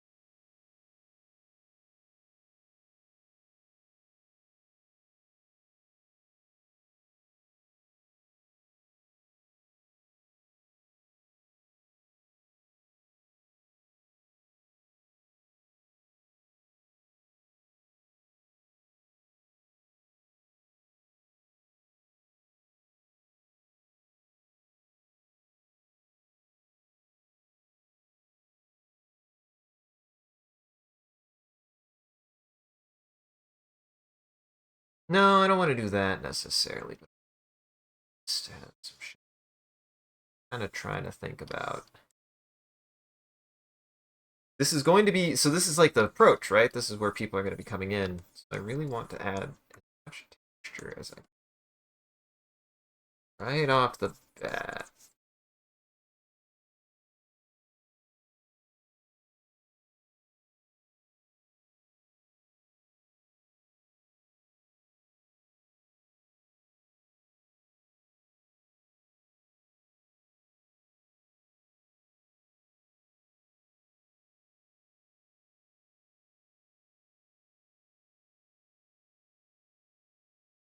Go back in. Fine.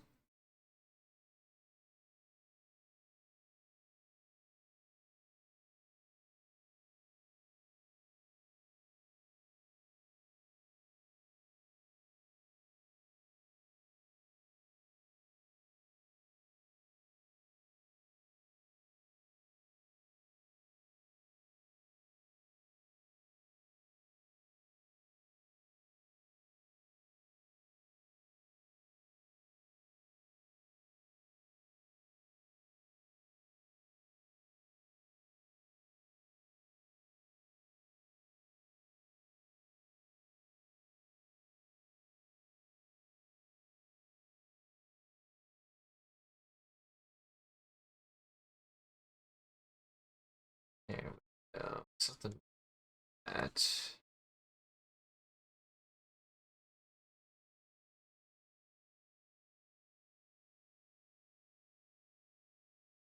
Yeah, I like how that looks.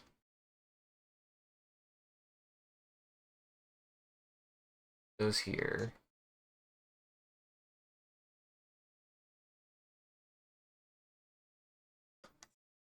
That. Tighten this up a little bit.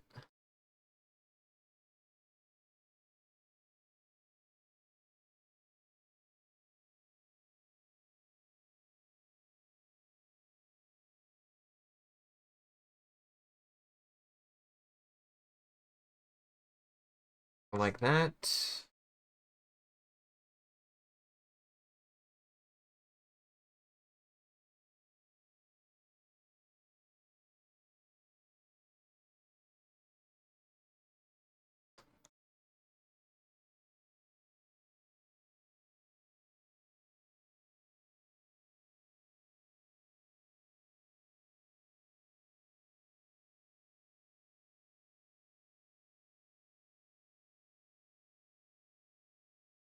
Mainly just trying to add a little bit more building structure to everything.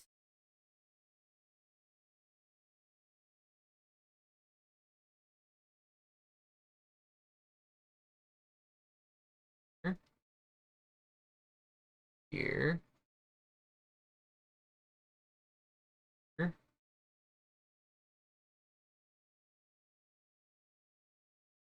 Ooh, I like that effect a lot, actually.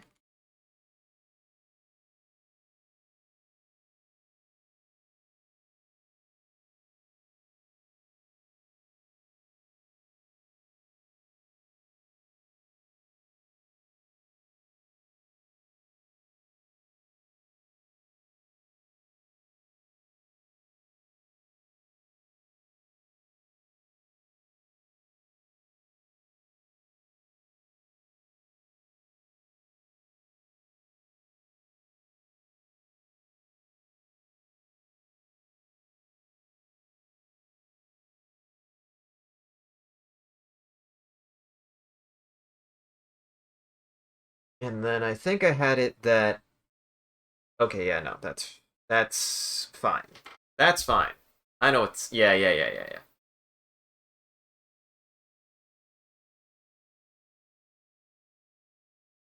This needs to be a solid line, actually.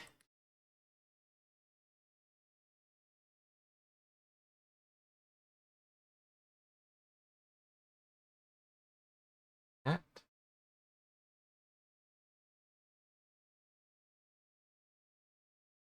You'll see why. Just want to bisect it.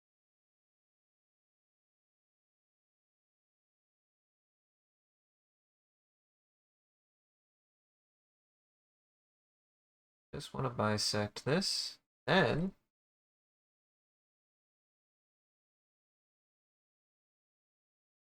that. Now we have. There we go. One.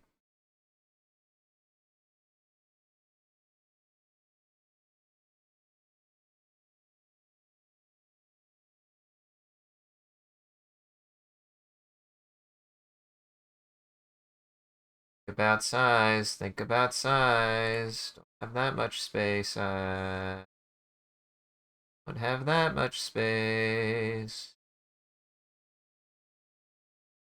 Like that.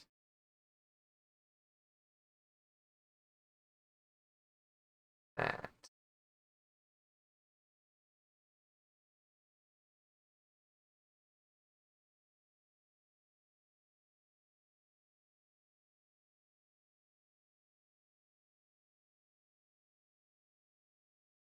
Probably. That's why I was saying, like, if you have any questions, definitely ask, and I can give you an answer. But that's why I'm also like, I'm just doing what works. Right now, the way that I have it set up is that each dock is split in half. It's split into two docks with one ATC in the middle, managing it up here. With three decks, there's a deck up here, then there's the dock deck, and then there's a deck below.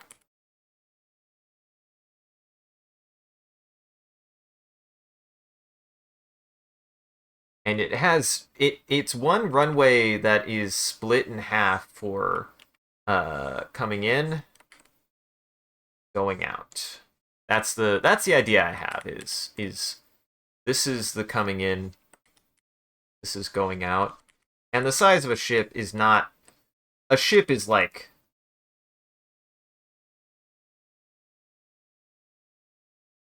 that big. Like the ship that they're on is about that big.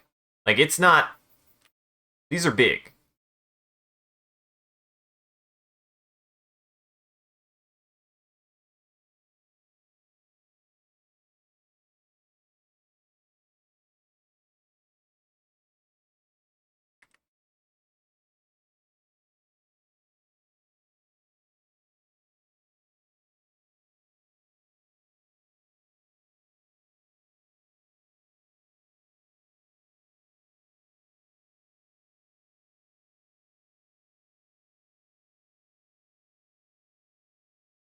Oops.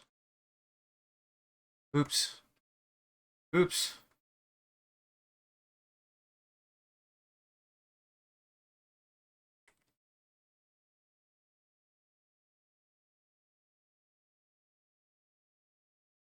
Two. Yeah. Yeah. That actually looks quite good. I like that. And again, kind of want it to be a little bit cobbly.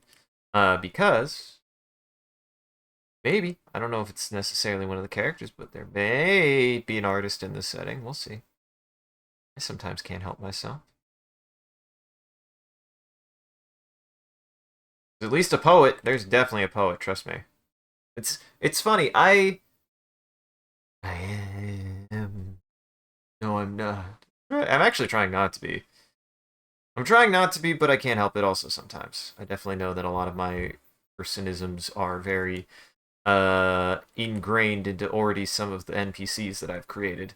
Like, I can't help it. I can already tell that I'm like, well, that part of Joanna probably was a bit on accident, and that part of Joanna was, and that part of Quincy was kind of on accident, so, oopsie. It happens.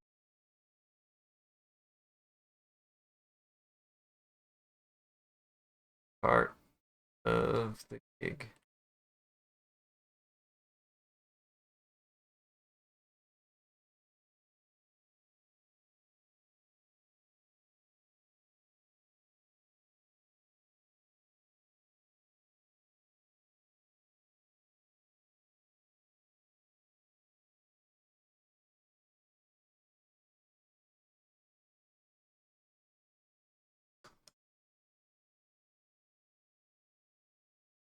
I love stuff like this.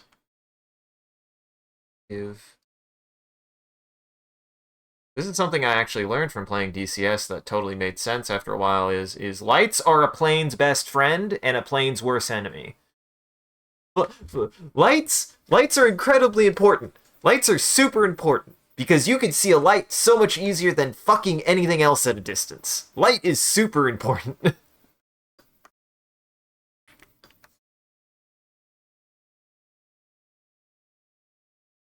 I like the idea that they have just as many of these little landing lights as they can get.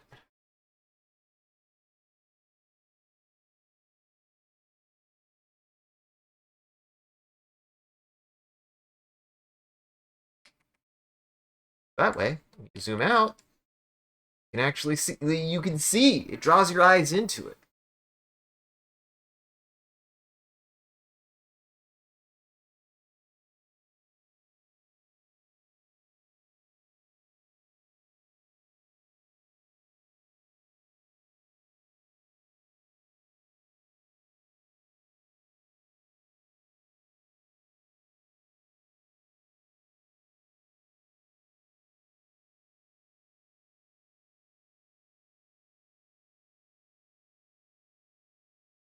Also, to be fair, I think this was before I was starting to use the ruler, so probably needed to use the ruler on this.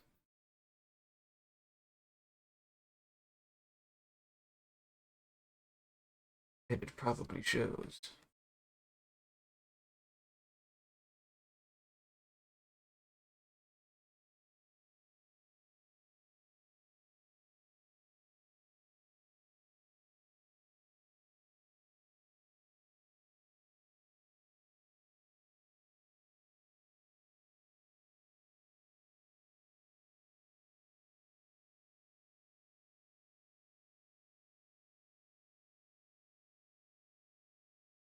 Adding 40. Thank you. Drink some water in the meantime.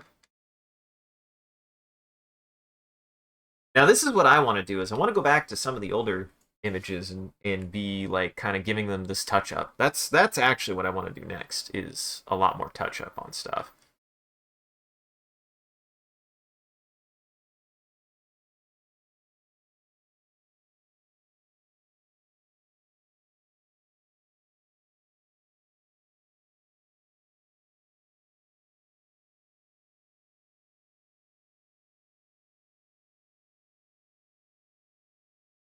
So I'm giving it that graphite look, is really what I'm focused on, so... I need to darken, I think, the background a little bit. I need to, the stuff back there, so I need to go back here. Probably need to stop for a second, but try this.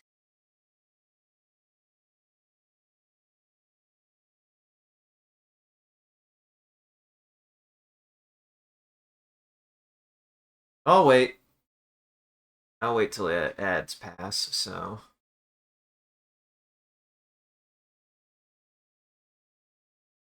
But yeah, I mean, like, really, I just want to make sure that the biggest things that I'm getting across with this is that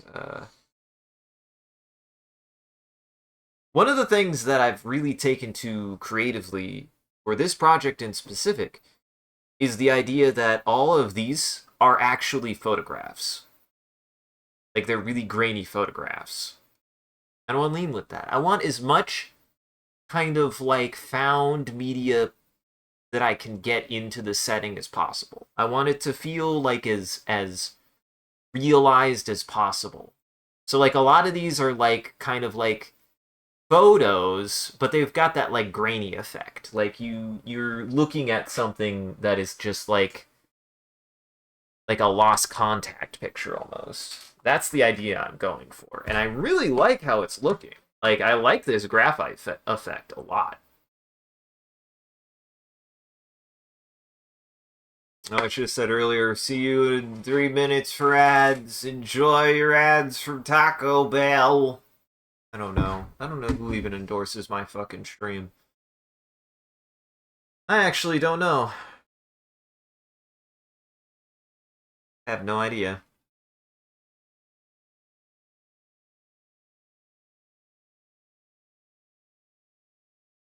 I will say I think I'm still at a weird spot when it comes to the concept of things like endorsement because I'm like I really want to get there. I don't like the idea that endorsement is partly only viable if the entity endorsing me actually is okay with me being the way that I am.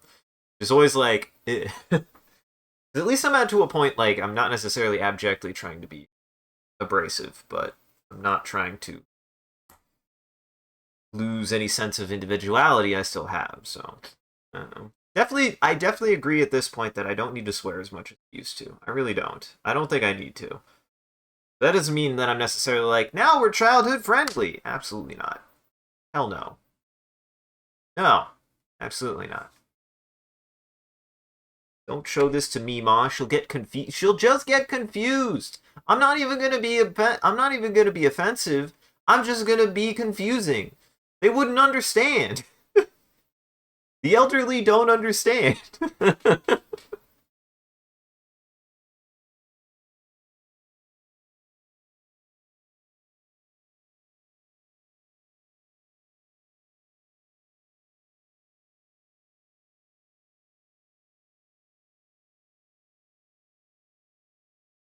What's particularly fun about this, and I think ads are I'm gonna base it off of it hitting 60 minutes. So as soon as that hits, welcome back. I'm gonna guess ads are done. I think ads are done now because it doesn't tell me. It doesn't tell me. Well, it does tell me, and it's telling me that ads are still going technically, but it sounds like they should be done now. Whatever.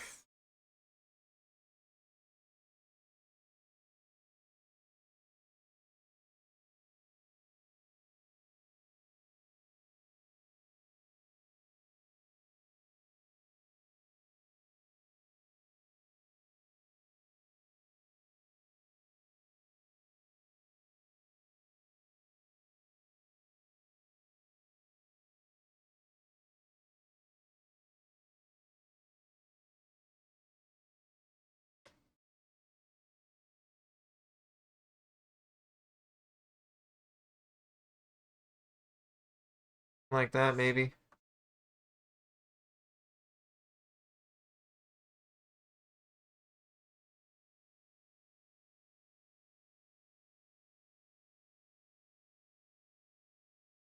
I'm just trying.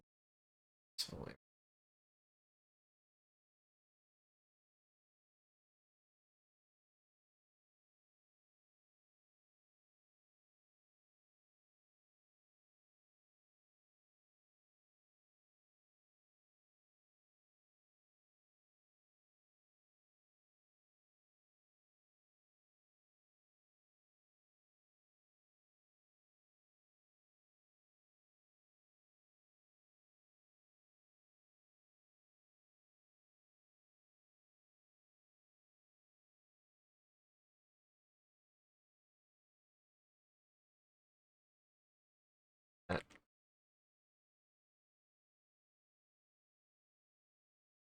Something like that.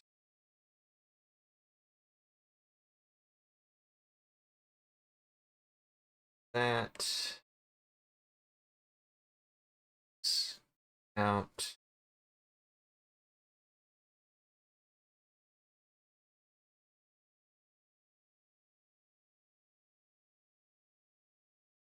This is why I'm enjoying this graphite effect I've found. Is like it's very good at emulating the like feeling of graphite being moved around. What graphite really excels at is like a lot of contrast, actually. Softer contrasts. That's why I'm really enjoying this effect. It's very graphite, very charcoal.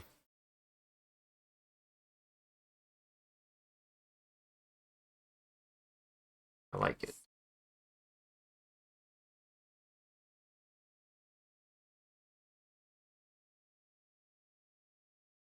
Allows you to layer on very well too.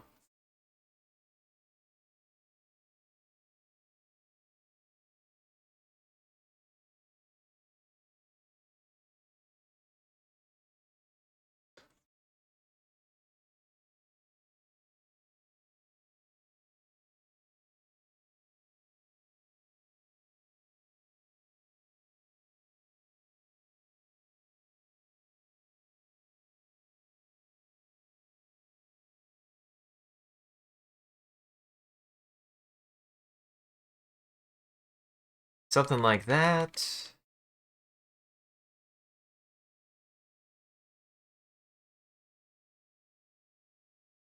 I actually need to make this a little bigger.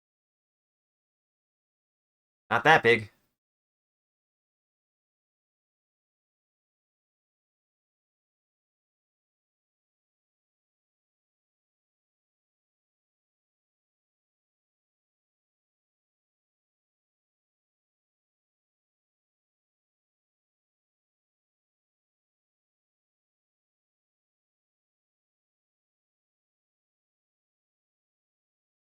Yeah, that's what I want.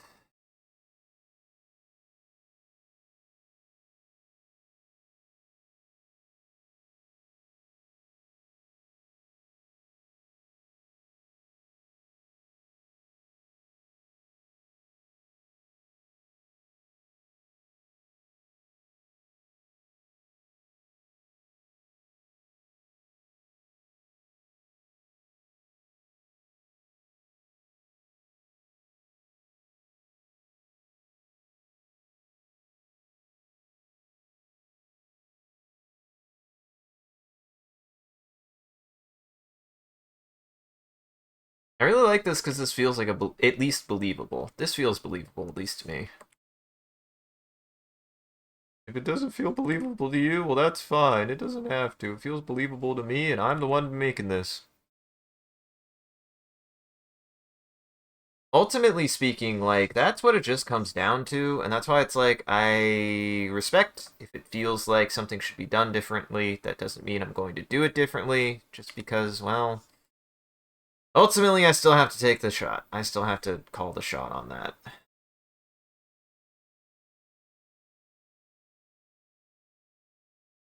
But he got a different perspective.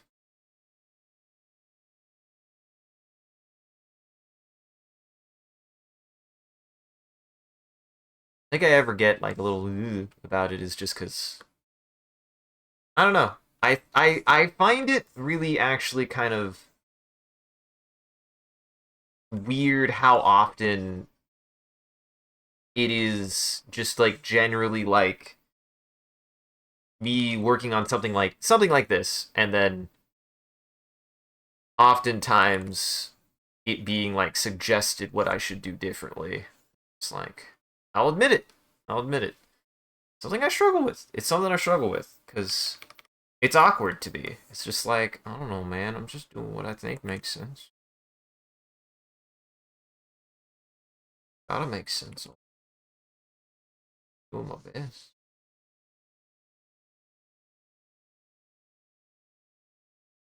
Yeah, I don't know. Probably just being whiffy about it.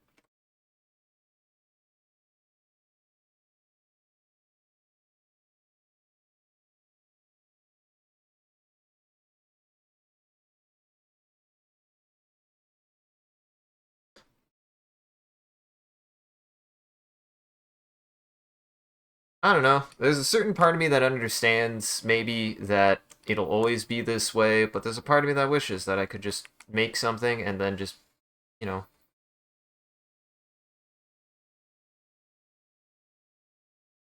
have it be. Eh. Feel like I get told a lot, like, oh, this is what you should do different. Oh, this is what you could do different. It's, I don't know. I just want to do it this way, and I just want to admit that. I feel like that is my perspective of like what I hear. It's what I feel. It's like, man, I just want to make the thing. And I just want people to go, wow, you made a thing. It good. Now, granted, it is always good to have ideas and whatnot.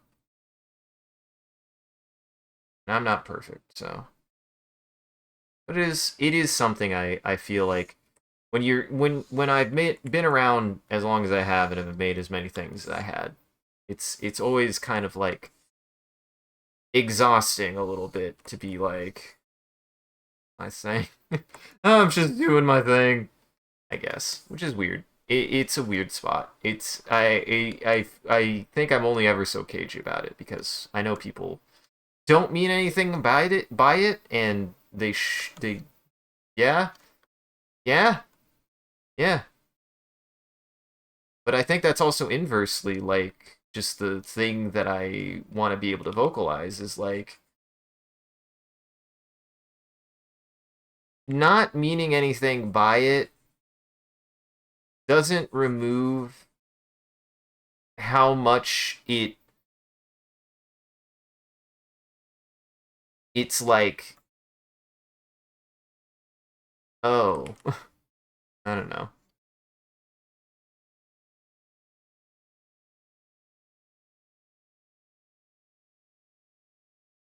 Yeah, not always that simple. That's all. It's not always that simple.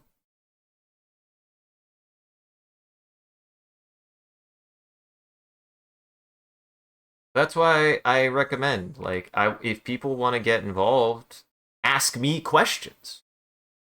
That's what I want it to be about. That's the creative process for me. Is it's a discussion to a certain extent, right?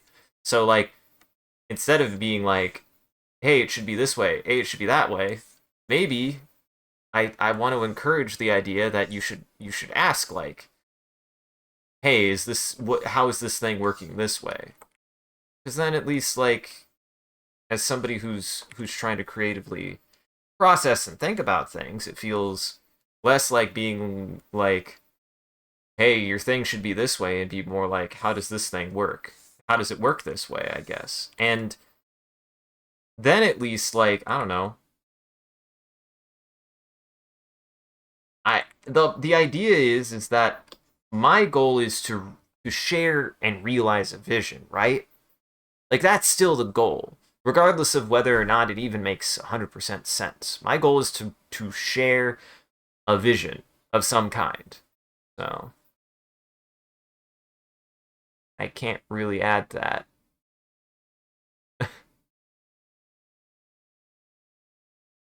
Like I don't have the space, and this is not shaped that way.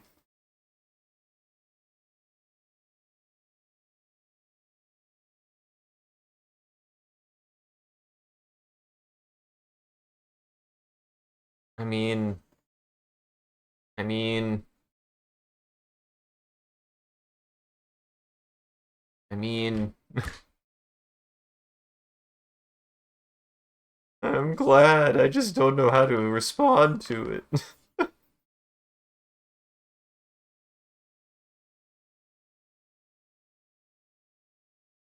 But hey, I'm glad. That no, actually I'm glad. Like I've never heard that. Yeah, I feel like I'm still at an awkward spot in which it was never made clear to me if I inspired anyone, if I did or didn't. All I knew is that people didn't like my art. Um,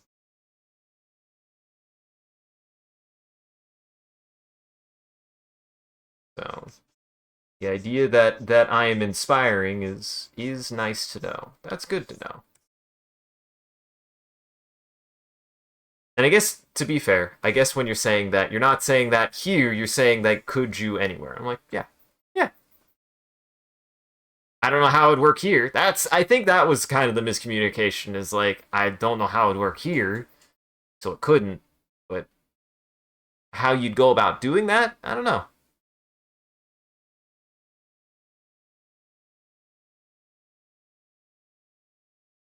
Oh, you're good. You're good. Yeah, see, I think that's probably what the confusion was, is I'll be honest. I thought you were talking about anything I was drawing when you'd make a suggestion like that, and I'd be like, I don't know, because it's not really gonna work with this design. But I mean, yeah, it would that's not because I was like that's the thing. Like I really am used to people being more like that. I am used to people being like, "Why'd you design it this way? Design it this way." And it's like, the one making, I think. Like, I mean, I have that story of the girl who asked me to draw Lightning McQueen and then redrew Lightning McQueen because I didn't draw it good enough for her. Like, people genuinely have treated me that way.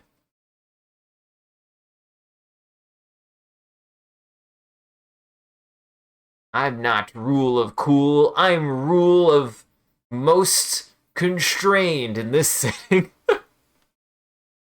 I'm the rule of most inconvenient.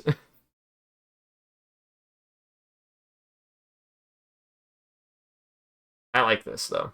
I like this a lot. Like I think this gives you the idea of the kind of like in that I want the docs to do.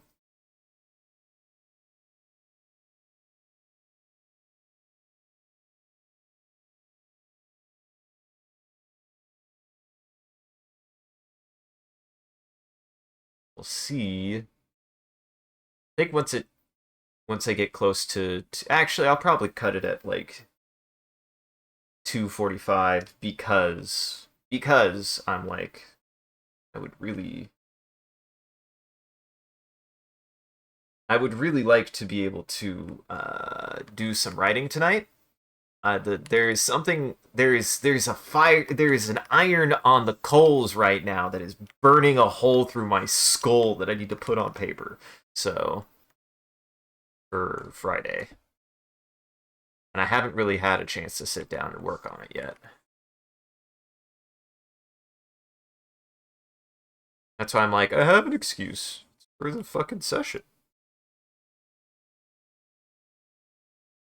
You've been keeping a journal. I have a phone notepad that I have even colored so that way I can find it easily on because I can pull it up on my PC through Google. It's just a Google Keep note keep.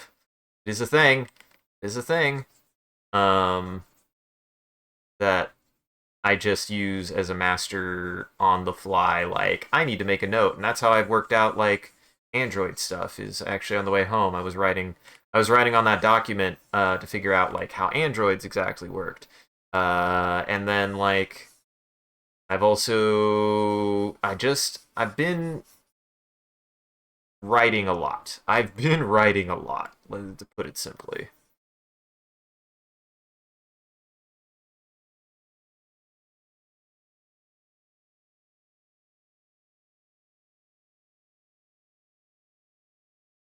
Get yourself a tablet. That's what tablets are for.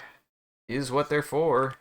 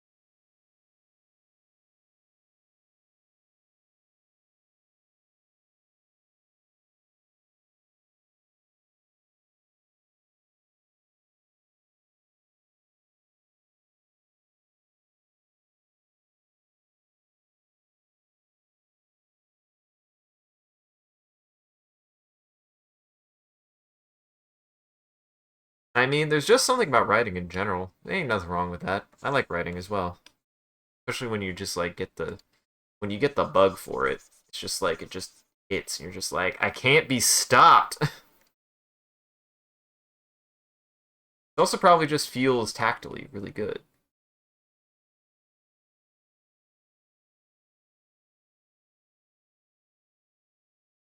I mean, that's how I am with drawing sometimes. That's how I'm with drawing like right now. Is like I really have been enjoying designing for the setting because I just sit down and I'm just like, flood the page, flood the page, flood the page with all my bullshit.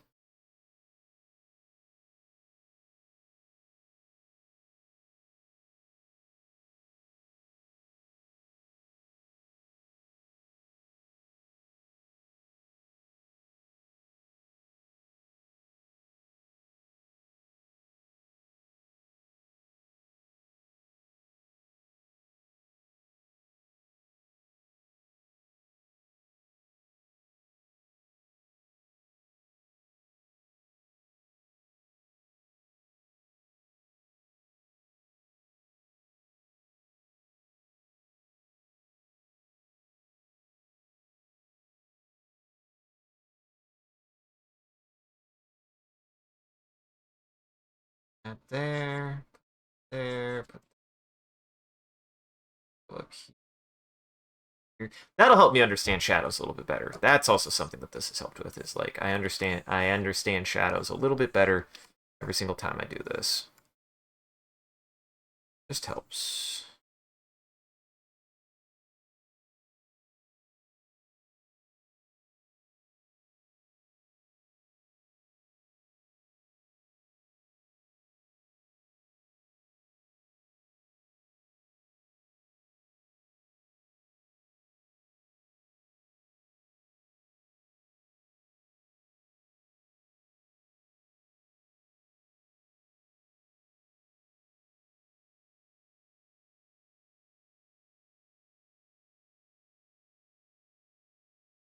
That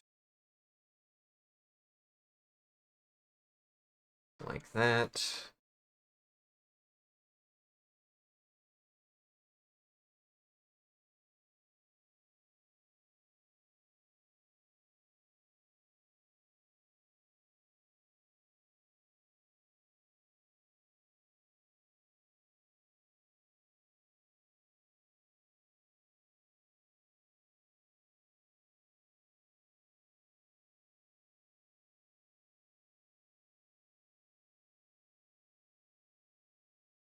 I mean, like, I've just come to really enjoy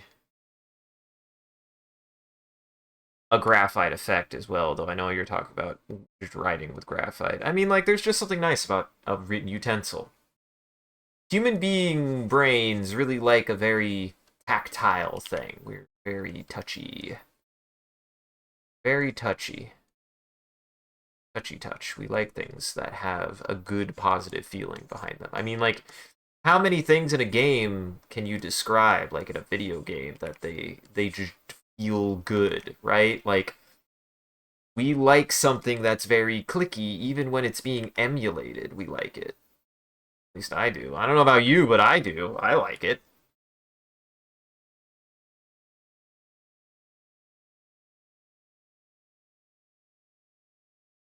Human beings like satisfying things. There's a satisfying effect, a satisfying feeling. We like things to feel satisfying.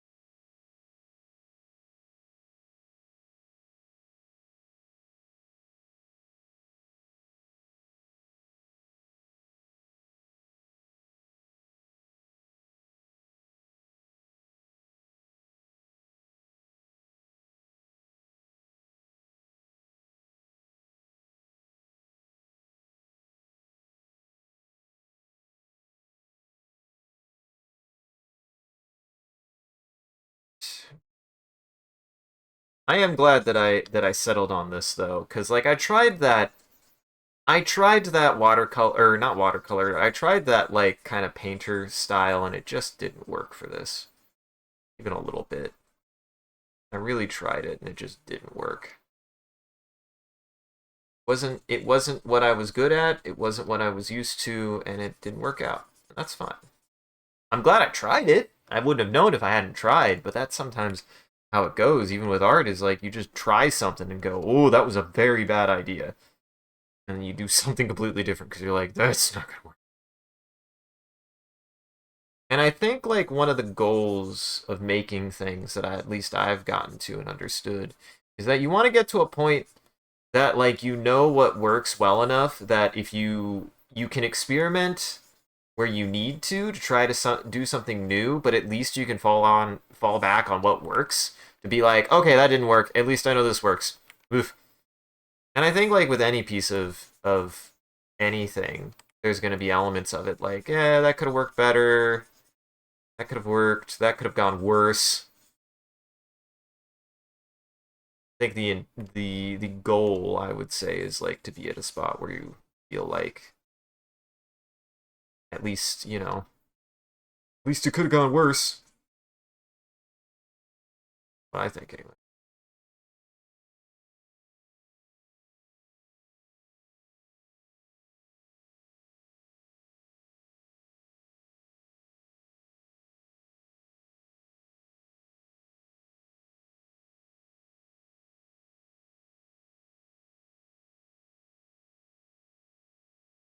At least I found this effect I've really enjoyed doing is coming back with the eraser and then doing stuff like this. The eraser works better for this. I don't even know. I personally don't even understand why the eraser works better for this, but it does. I think it's the contrast.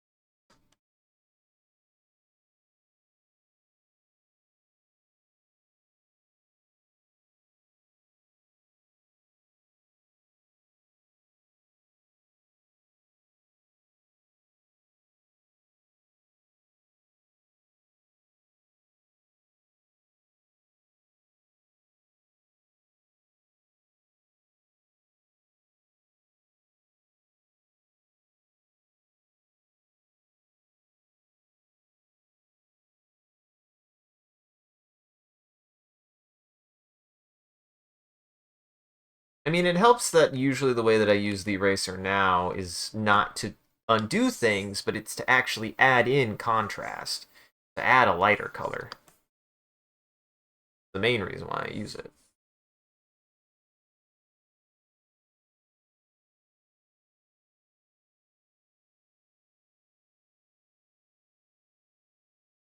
Add some vignetting. You know me. Gotta add a little vignetting.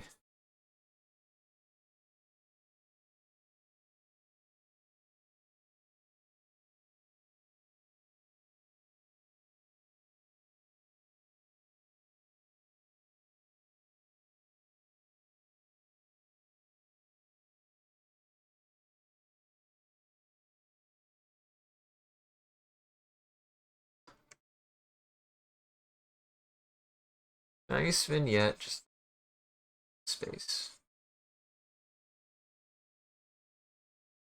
That's a little bit of depth.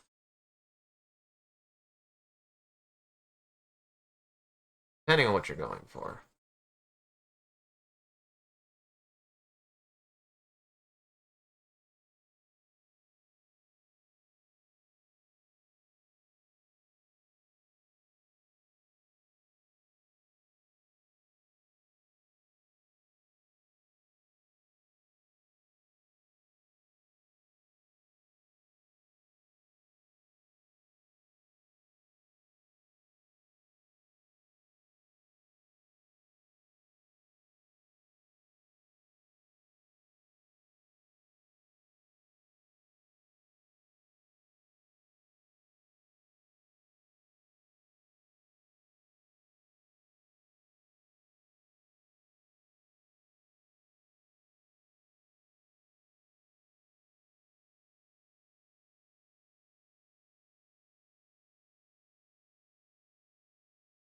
I like the idea of that. Hold on. Fine. Way bigger than that, but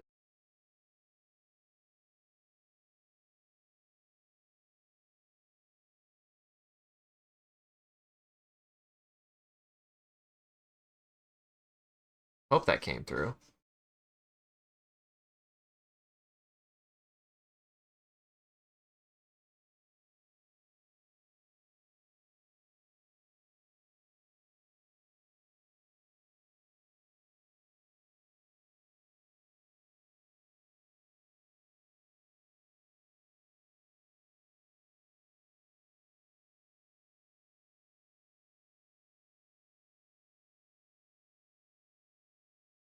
And again, the idea here is I want the idea of a cockpit. I don't need to know exactly where everything goes, but I do want to like make it feel like, okay, this is where the cockpit happens. This is where the cockpit stuff happens.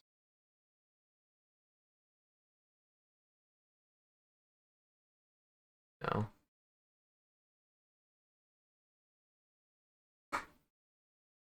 It looks cockpitty, that's the goal. That's the dream.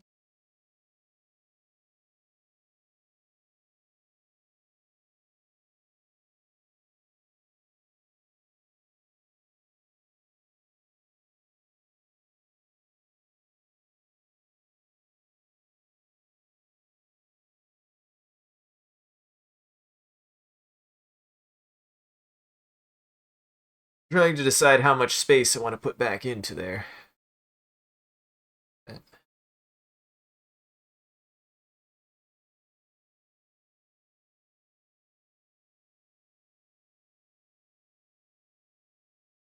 Same motion.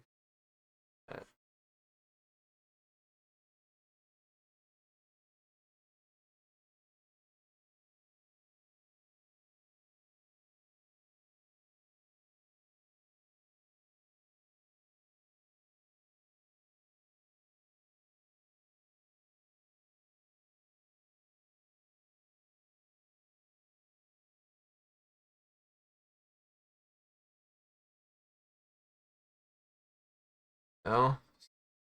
See?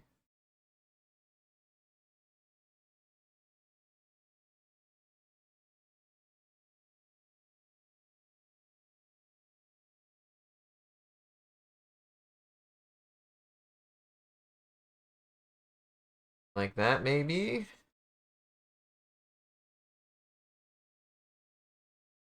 Thick.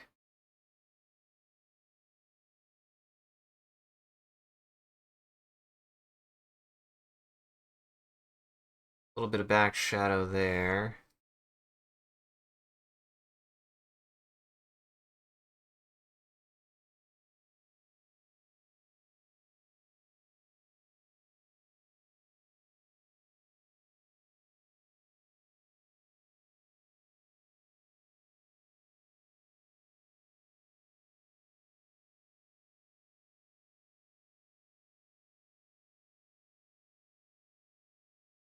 Give it some. This is something I've learned also with art in general is that a lot of textures don't come from meticulously adding, they come from utilizing certain brushes and stroke work. You get certain kinds of texture. I learned how to do that. I never really was taught. I was never really taught how to do that. I just wasn't. Hot take. I really was not taught how to draw, like how to do art at any point. I think that there's kind of a failing, but I don't think it's the fault of any of my art teachers, except for one. One, I do think there's a fault of one. All my other art teachers have been great, except for one, and she's the art teacher that made me want to quit drawing. So I think that's the only one who failed me, truly. But I do think there's a failure of art, right? Of like, how do I do art? I think at this point, genuinely, the best advice I can give to anyone out there is to study yourself. Figure out what you are doing. Because you'll get stuck. I think everyone gets stuck on what they understand. And I think when you get stuck on what you understand, what happens is you limit what you actually can do because you only do what you understand. And I think that a part of developing art or any skill is understanding that we limit ourselves. We limit ourselves a lot, I think. Not on purpose. Not on purpose. I think we actually it's completely on accident. I think we limit ourselves just because we're doing what we understand is the best way to do it. And that's totally fine, totally fair, totally valid. It's a valid way to approach a problem. It's a valid way to approach the things that you're faced with and confronted with. It's totally valid. I think the problem is that I don't know if anyone could have told me better if I would have had a better teacher. I don't know. Maybe I would have, but I certainly was never. I was still given things and told things that helped me a lot as an artist. One of the big ones that helped me a lot was my illustration teacher in college. Really great guy. I actually need to look him up and be like, hey, hope you're doing well. I'm still alive. This is what I've been doing now. If you have any, honestly, I should be like, hey, you have any suggestions that I actually make like start getting clients and shit? I've like really want to figure that out now. Like I'm done being scared of talking to people about like how to actually make this work. To a certain extent, because I realized also a little bit I just had to learn how to advocate. You just gotta learn how to advocate for yourself. Half of any of this shit is learning how to fucking advocate for yourself. Just learn how to be able to be like, I am worth doing it regardless of the perceived value of whatever the fuck I'm doing. It helps a lot. And I feel like I feel like I, in particular, like, just really needed to spend time expanding my, like, discipline knowledge, be able to do certain things. That's something that really helped me, and it's something I really needed. Maybe some people do need that. Some people don't need that.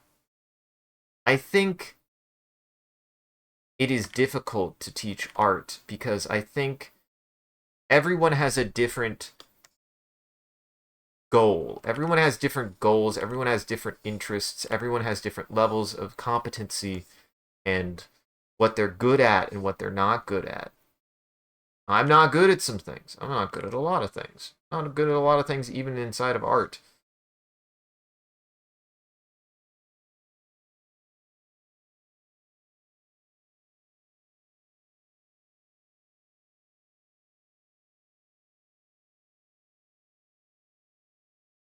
But I'm trying to learn. I'm trying to get better at understanding. And I think it really does just come down to a combination of conversations and study. And I think teaching art, the best teaching tools for art is finding stuff that inspires you and studying it to try to dissect and understand for yourself why it does what it does. And practice of implementation. I think implementing and like being willing to try and fail and try and fail and try and fail. And it's hard. It's hard to fail. It is. It's the grandest irony, right? Of like, as you know, as Disney-like as it is to be like, you know, you can't let your failures get to you. You can't just, you know, no matter how many times you lose, you know, which is valid. Is I want to preface that with that it is valid, but it is hard. It's hard. It's really, really hard. And then what do you do when maybe you start winning a lot and then you start losing? It goes both ways. It does go both ways. For art, I think I don't think people know what they need to improve their art until they find it for themselves. I don't think anybody knows what's best for their own art until they find it. Because what's best for my art might not work better for somebody else. Maybe it will. Certainly for me, it was understanding how medium application can be utilized in such a way to expedite a lot of time. When you can really get familiar with getting medium down and manipulating it in such a way that you can get an effect, or you can get a shape, or a texture, or a feeling. That was something I needed to know, because it was not something that I fundamentally knew. It was not something that I was fundamentally engaged with when it came to my art. It was not something that I, as an artist, was very good at. I just wasn't.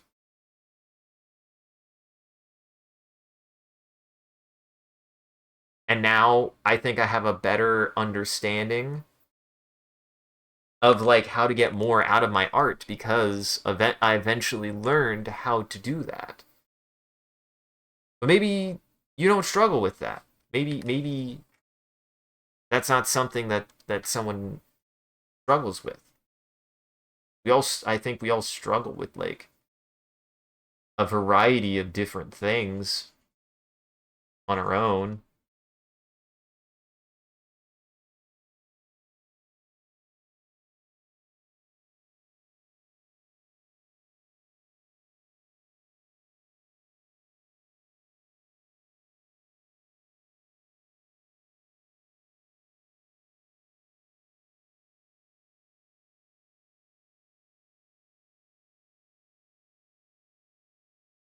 I don't know.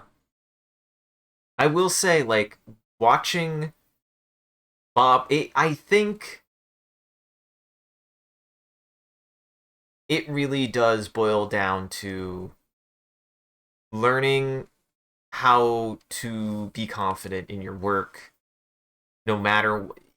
The irony is I am at a place that I can confidently say I'm going to put it out there with the full expectation that not just criticism will happen, but that even it won't be good enough. It won't be good enough. Not everything I do is going to be good enough, and that's fine. What matters more is that I'm getting it out and that I'm learning from it and I'm doing better every single time. That's my goal. That's my goal with it.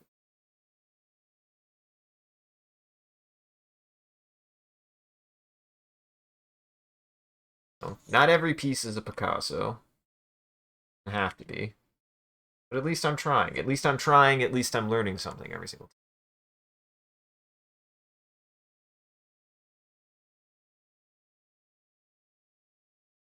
I still to this day don't know how to feel about a teacher telling me that you don't really learn anything off of failure. I think I know what they were going for. I think it's both ways. And I think it is still too reductive. And I think it is because their intent was like you still should learn from your successes, I guess, is really what they wanted to try to voice and vocalize. And I think it goes both. I think it goes both ways. I think it's important to remember that you need to take away what works and try to change what doesn't. You try to do what works and then change what doesn't and be prepared for when what works no longer works. That's the one that I think like it's startling to me how many people don't expect things to stop working. Um I don't know.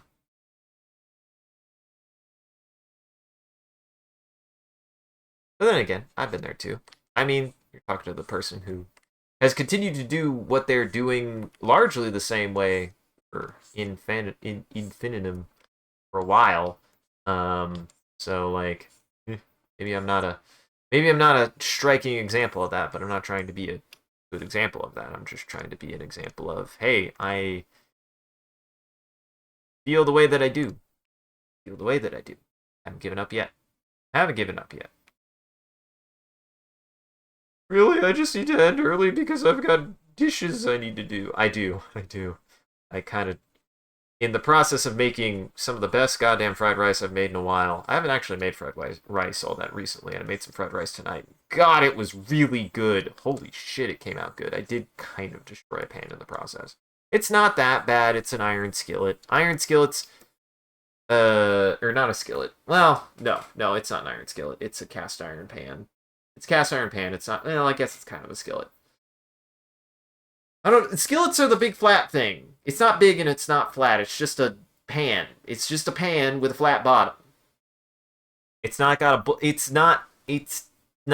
a bowl to it. It's just got a pretty tall lip. Gotta go clean it. Which this might be it.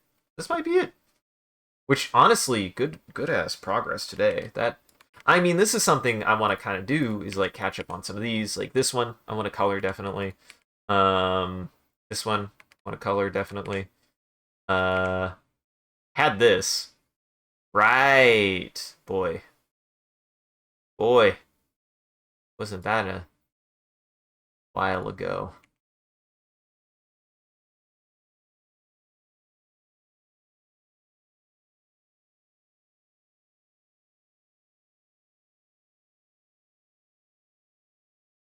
It's the worst. I don't know why it works the way that it does, but it shouldn't work that way.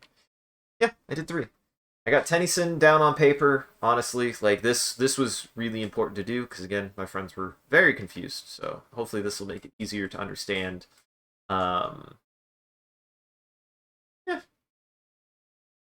just glad I got this down, honestly. I still feel a little iffy about that network array, but eh.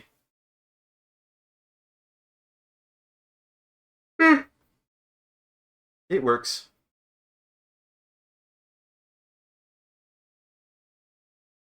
This is one thing I still struggle a little bit with structures, is I think that I get like the middle. I'm too imperfect.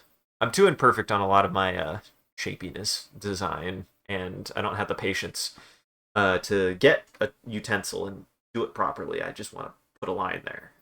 Really need to dedicate to that, because it kind of looks sloppy. Kind of looks a little sloppy, but eh. Hey, it's still more circle than it was. Did find a way to get the circle tool out. That's what matters. I mean, yeah. I like the way that it came out, so I got it. That's what matters.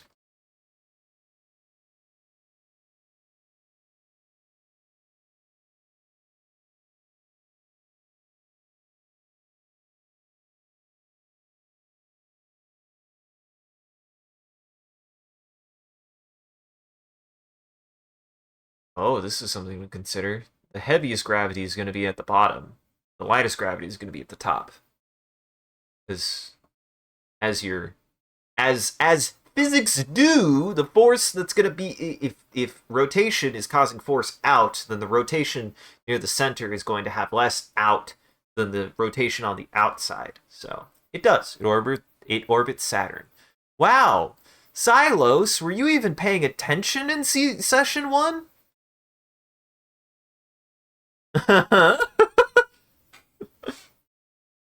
Does this orbit a planet?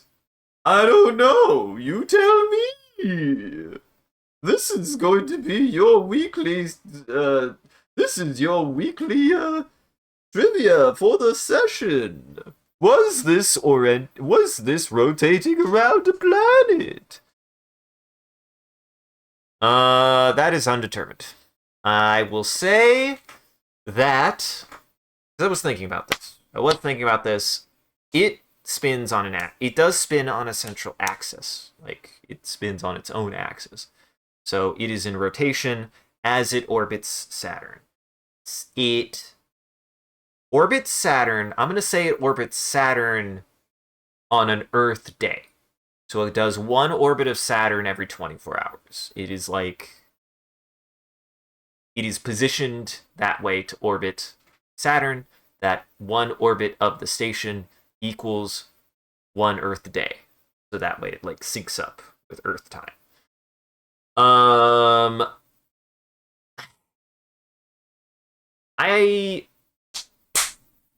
I don't know about space orientation, unfortunately. I think yeah. I think it would be. I think Tennyson itself, I don't know the orientation of Tennyson, but I do think that the orbit that would go around Saturn is so that way Saturn blocks Tennyson from the sun once a day. So you have a period where it's between the sun and Saturn, and a period where it's behind Saturn and the sun. That makes sense. So you have Saturn here. I have an idea how to illustrate this real fast, and this will be the last thing we do. So let's say we have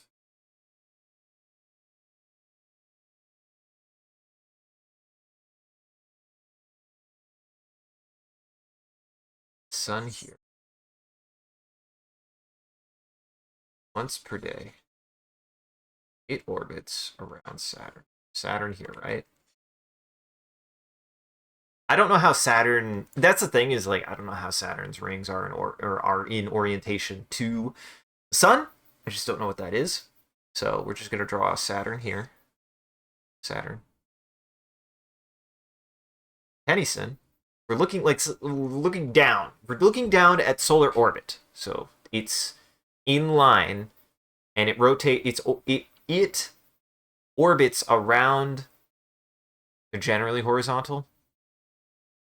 They are on the same plane. Okay. So it does orbit. Now that's not 100% true. There are moons of Jupiter and Saturn that orbit in weird ways. Kind of like it's not perfect. It's not perfect, but it's generally the same orbit. It does orbit on the same plane, looking down. This is Tennyson's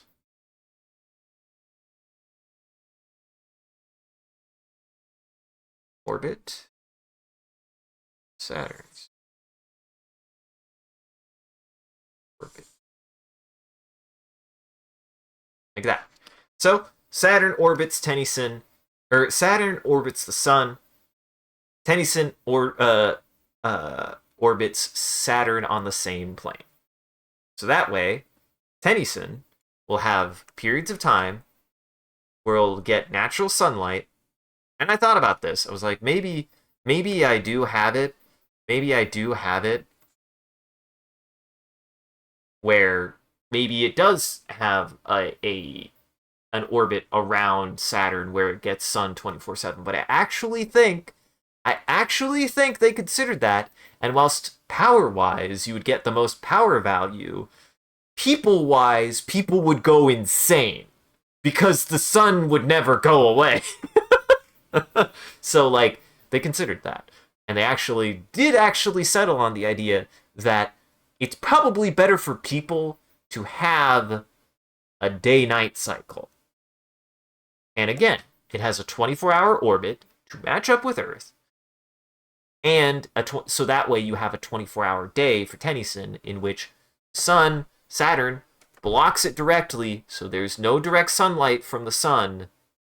And then during the night, which is on the side of Saturn that Saturn blocks the sun, and then during the day, you have direct sunlight for the entire day. I think that's the best way to do the orbit. As for its like rotation, I don't know if that matters. I don't think it matters. I'm gonna say its rotation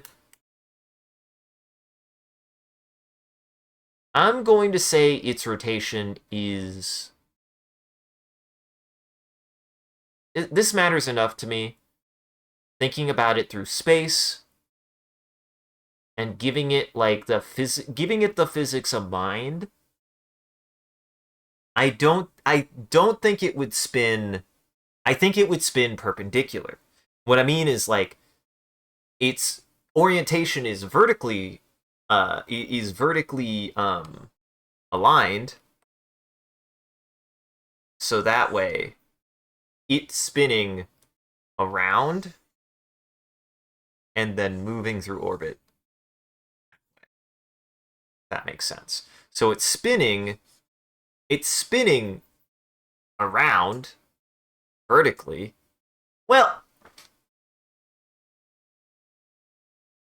yes, I think that would also make sense, like if you take into account like actually getting it to do its thing. I think. Like, well, I guess the Earth spins though on its axis. And that doesn't it doesn't corkscrew through space, but that's not necessarily impossible. I just learned this recently. Uranus spins like this. I did not know that Uranus spins like this. I did not know it had a horizontal spin. Most things have a vertical spin. Saturn has a vertical spin. Earth has a vertical spin. Neptune spins like this. So I'm gonna keep it for weird factor. I'm sure there could be an easy physics way, but I don't want to do that much math. I want to keep it for weird way. So they got hit by a large body early on. Yeah, changing its rotation. A lot of people think that too. I saw that in the comments as well. So this very simple diagram of Tennyson's shit. This is the sun. This is sun. This is Saturn.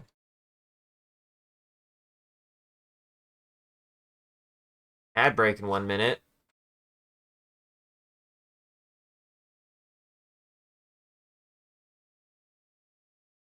We've got console.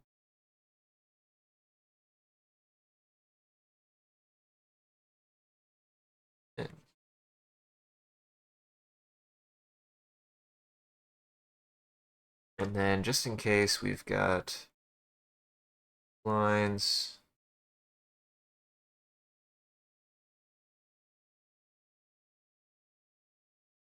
There. That.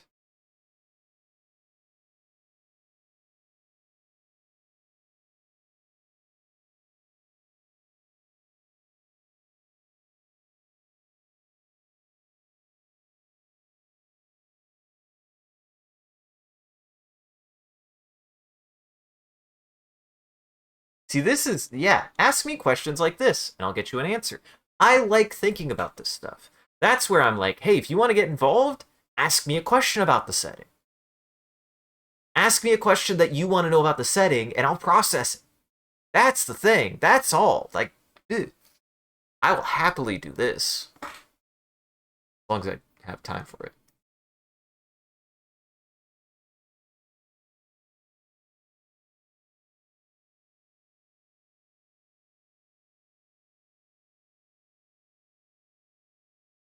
Got that. And I'm just gonna do this for the ad break. I'm gonna do this for the ad break, and then we'll call it. Like, I'm gonna do this during the ad break because I'm like this. Anyways,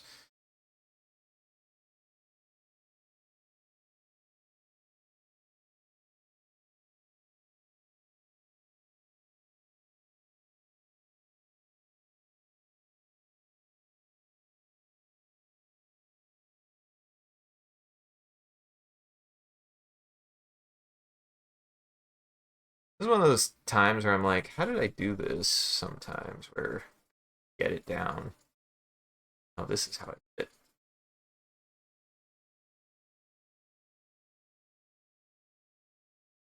Kind of. This way, maybe.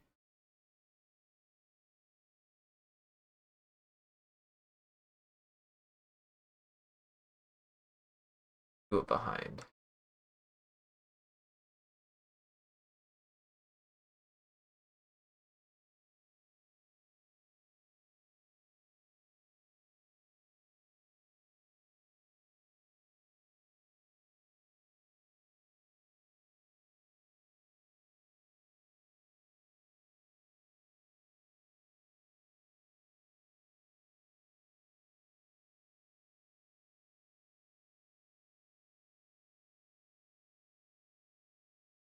Oops. Worry about that. Don't worry about that.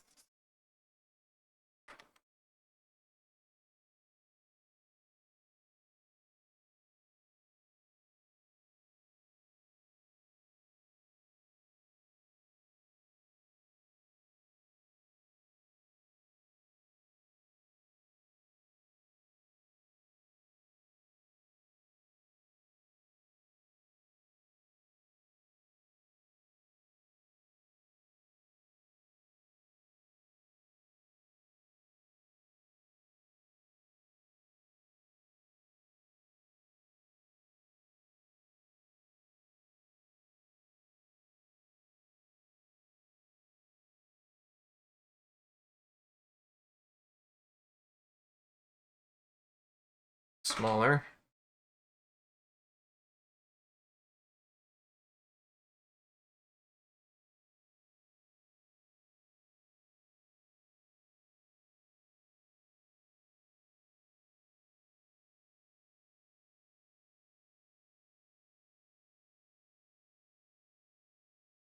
Oh, shit.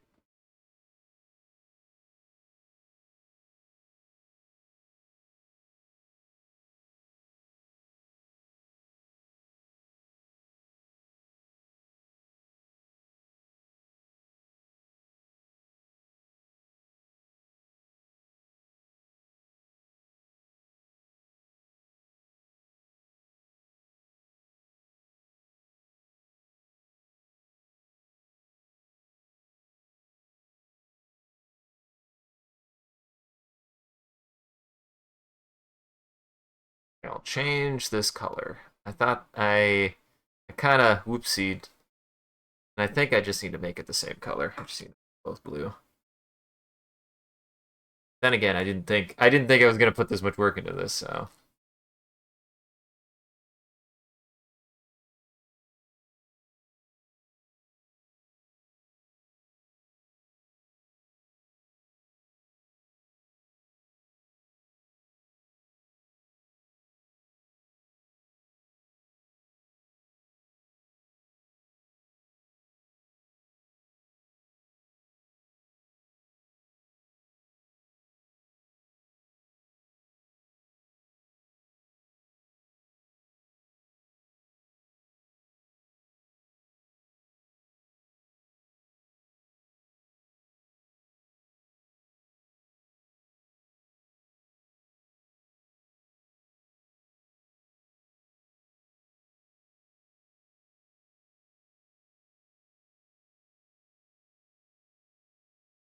But yeah, I like that idea that it rotates around Saturn, so that way.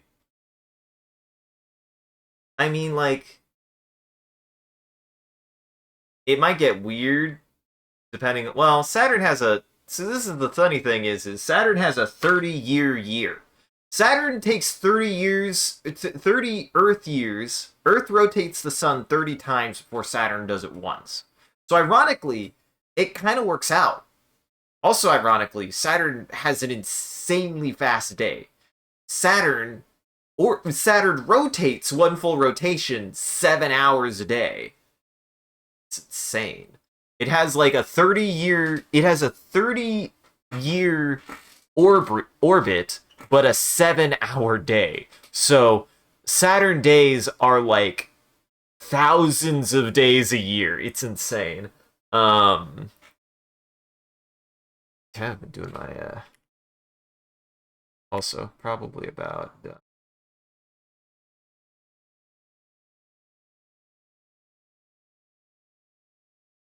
I like this. I like this as just like this will just be a fun. I might use this for something. We'll see.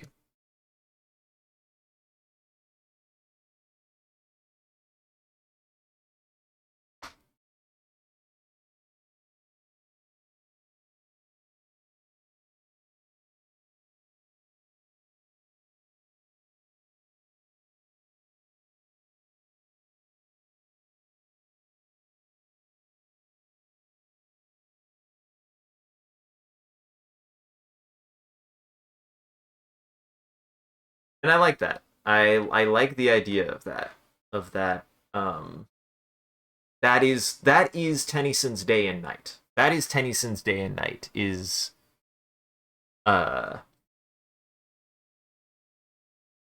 I should make some notes.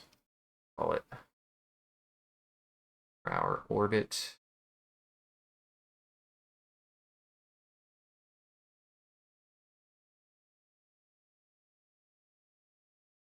So Tennyson has a 24-hour orbit with the idea that when it goes around Saturn,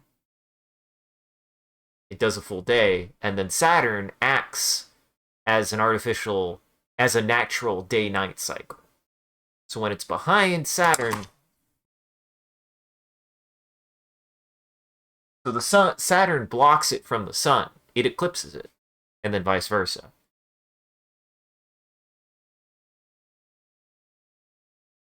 Yeah, I like that.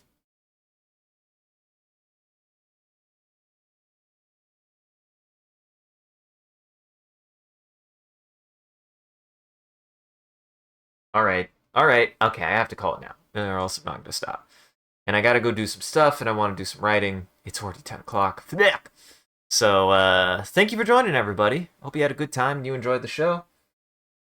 Before we go, I'm gonna fix my computer stuff, and then I gotta make a picture. I gotta make a picture. Let me put my computer back the way that it belongs. Let me take this off for two. My hair was bugging me.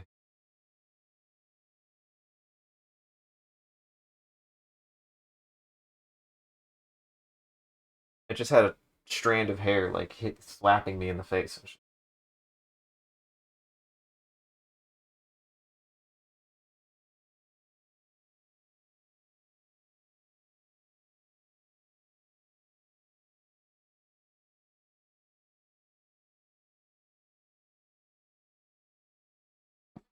Much better.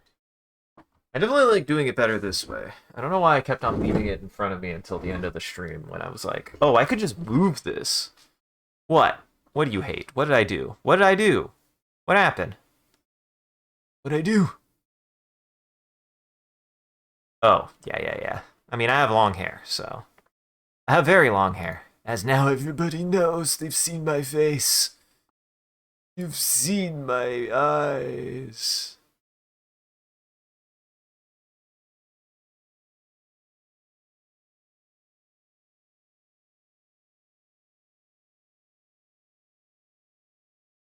I know, I really have hands, unfortunately. It turns out I do, in fact, actually have hands, even though I don't want them.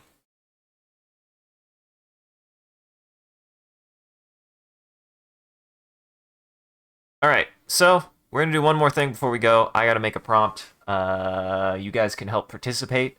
If you want to participate in chat, all you gotta do is type in chat. Whatever chat says, we'll use as a reference for that prompt. And then whatever that prompt is, I have to try to draw it in paint. Then I'll share it before we rate out.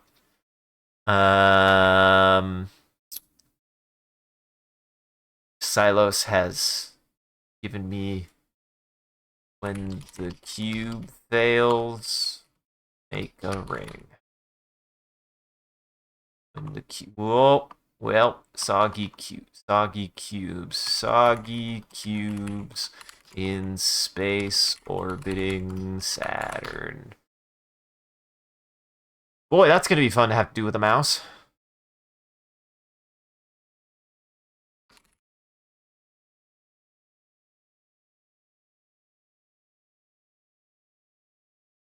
Oh god. Henry, are you gonna yell at me? Sad cubes. Sad cubes. I could do sad cubes. Now you no more changes. I won't take any. If you change it now, I won't. You no more additions.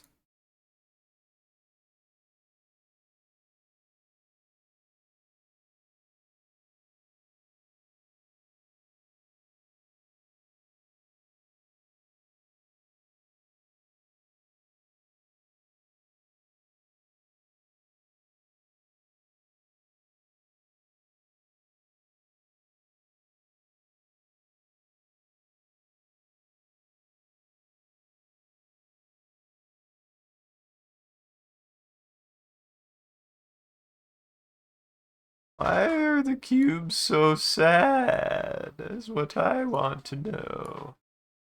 Why did the cubes get so upset?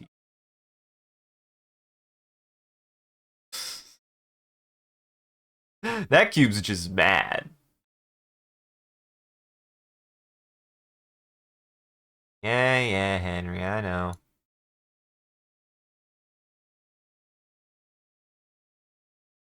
Perfect.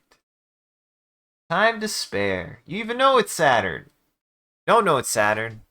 I don't know what to tell you. Saturn is a ball with a circle around it. That's what Saturn is. I forget sometimes that Jupiter has rings too. They're just not as noticeable as Saturn's rings. But technically Jupiter has rings. Neptune has rings too.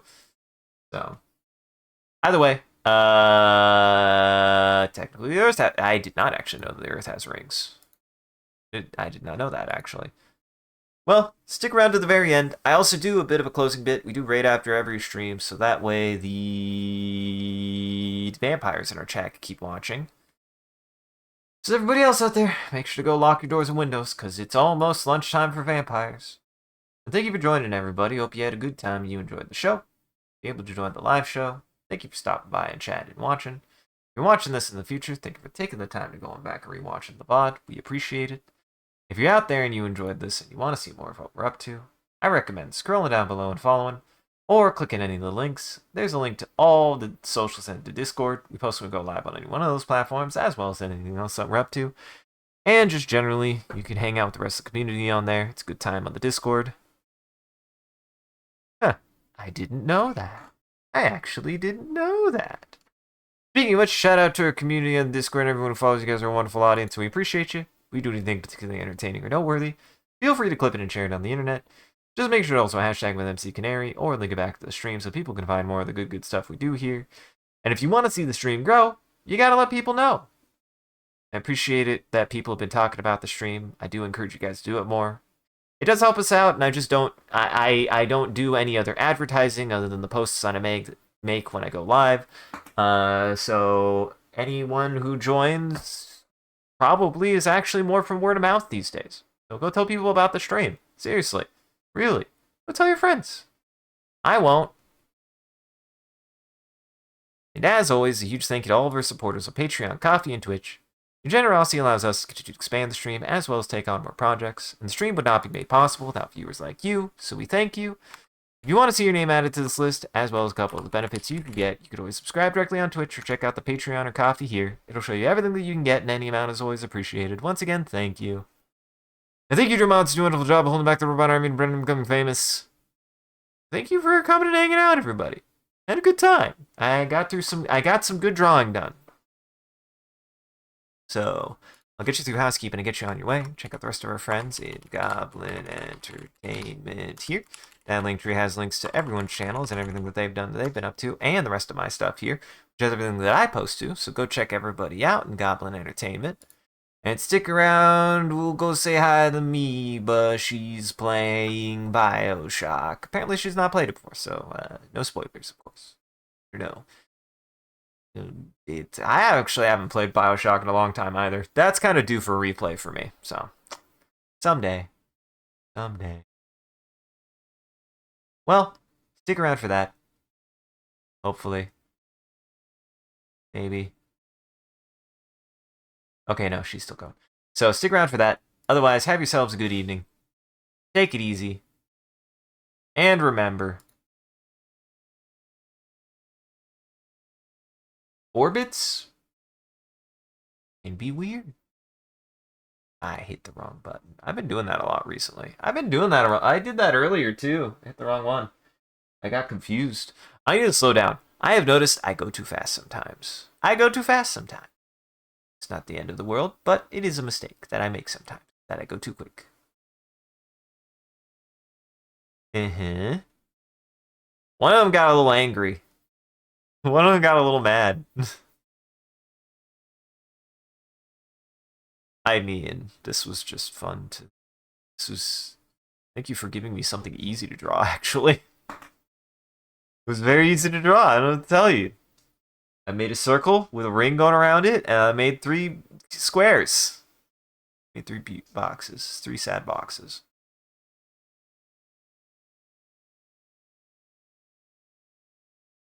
I'm coming, Henry.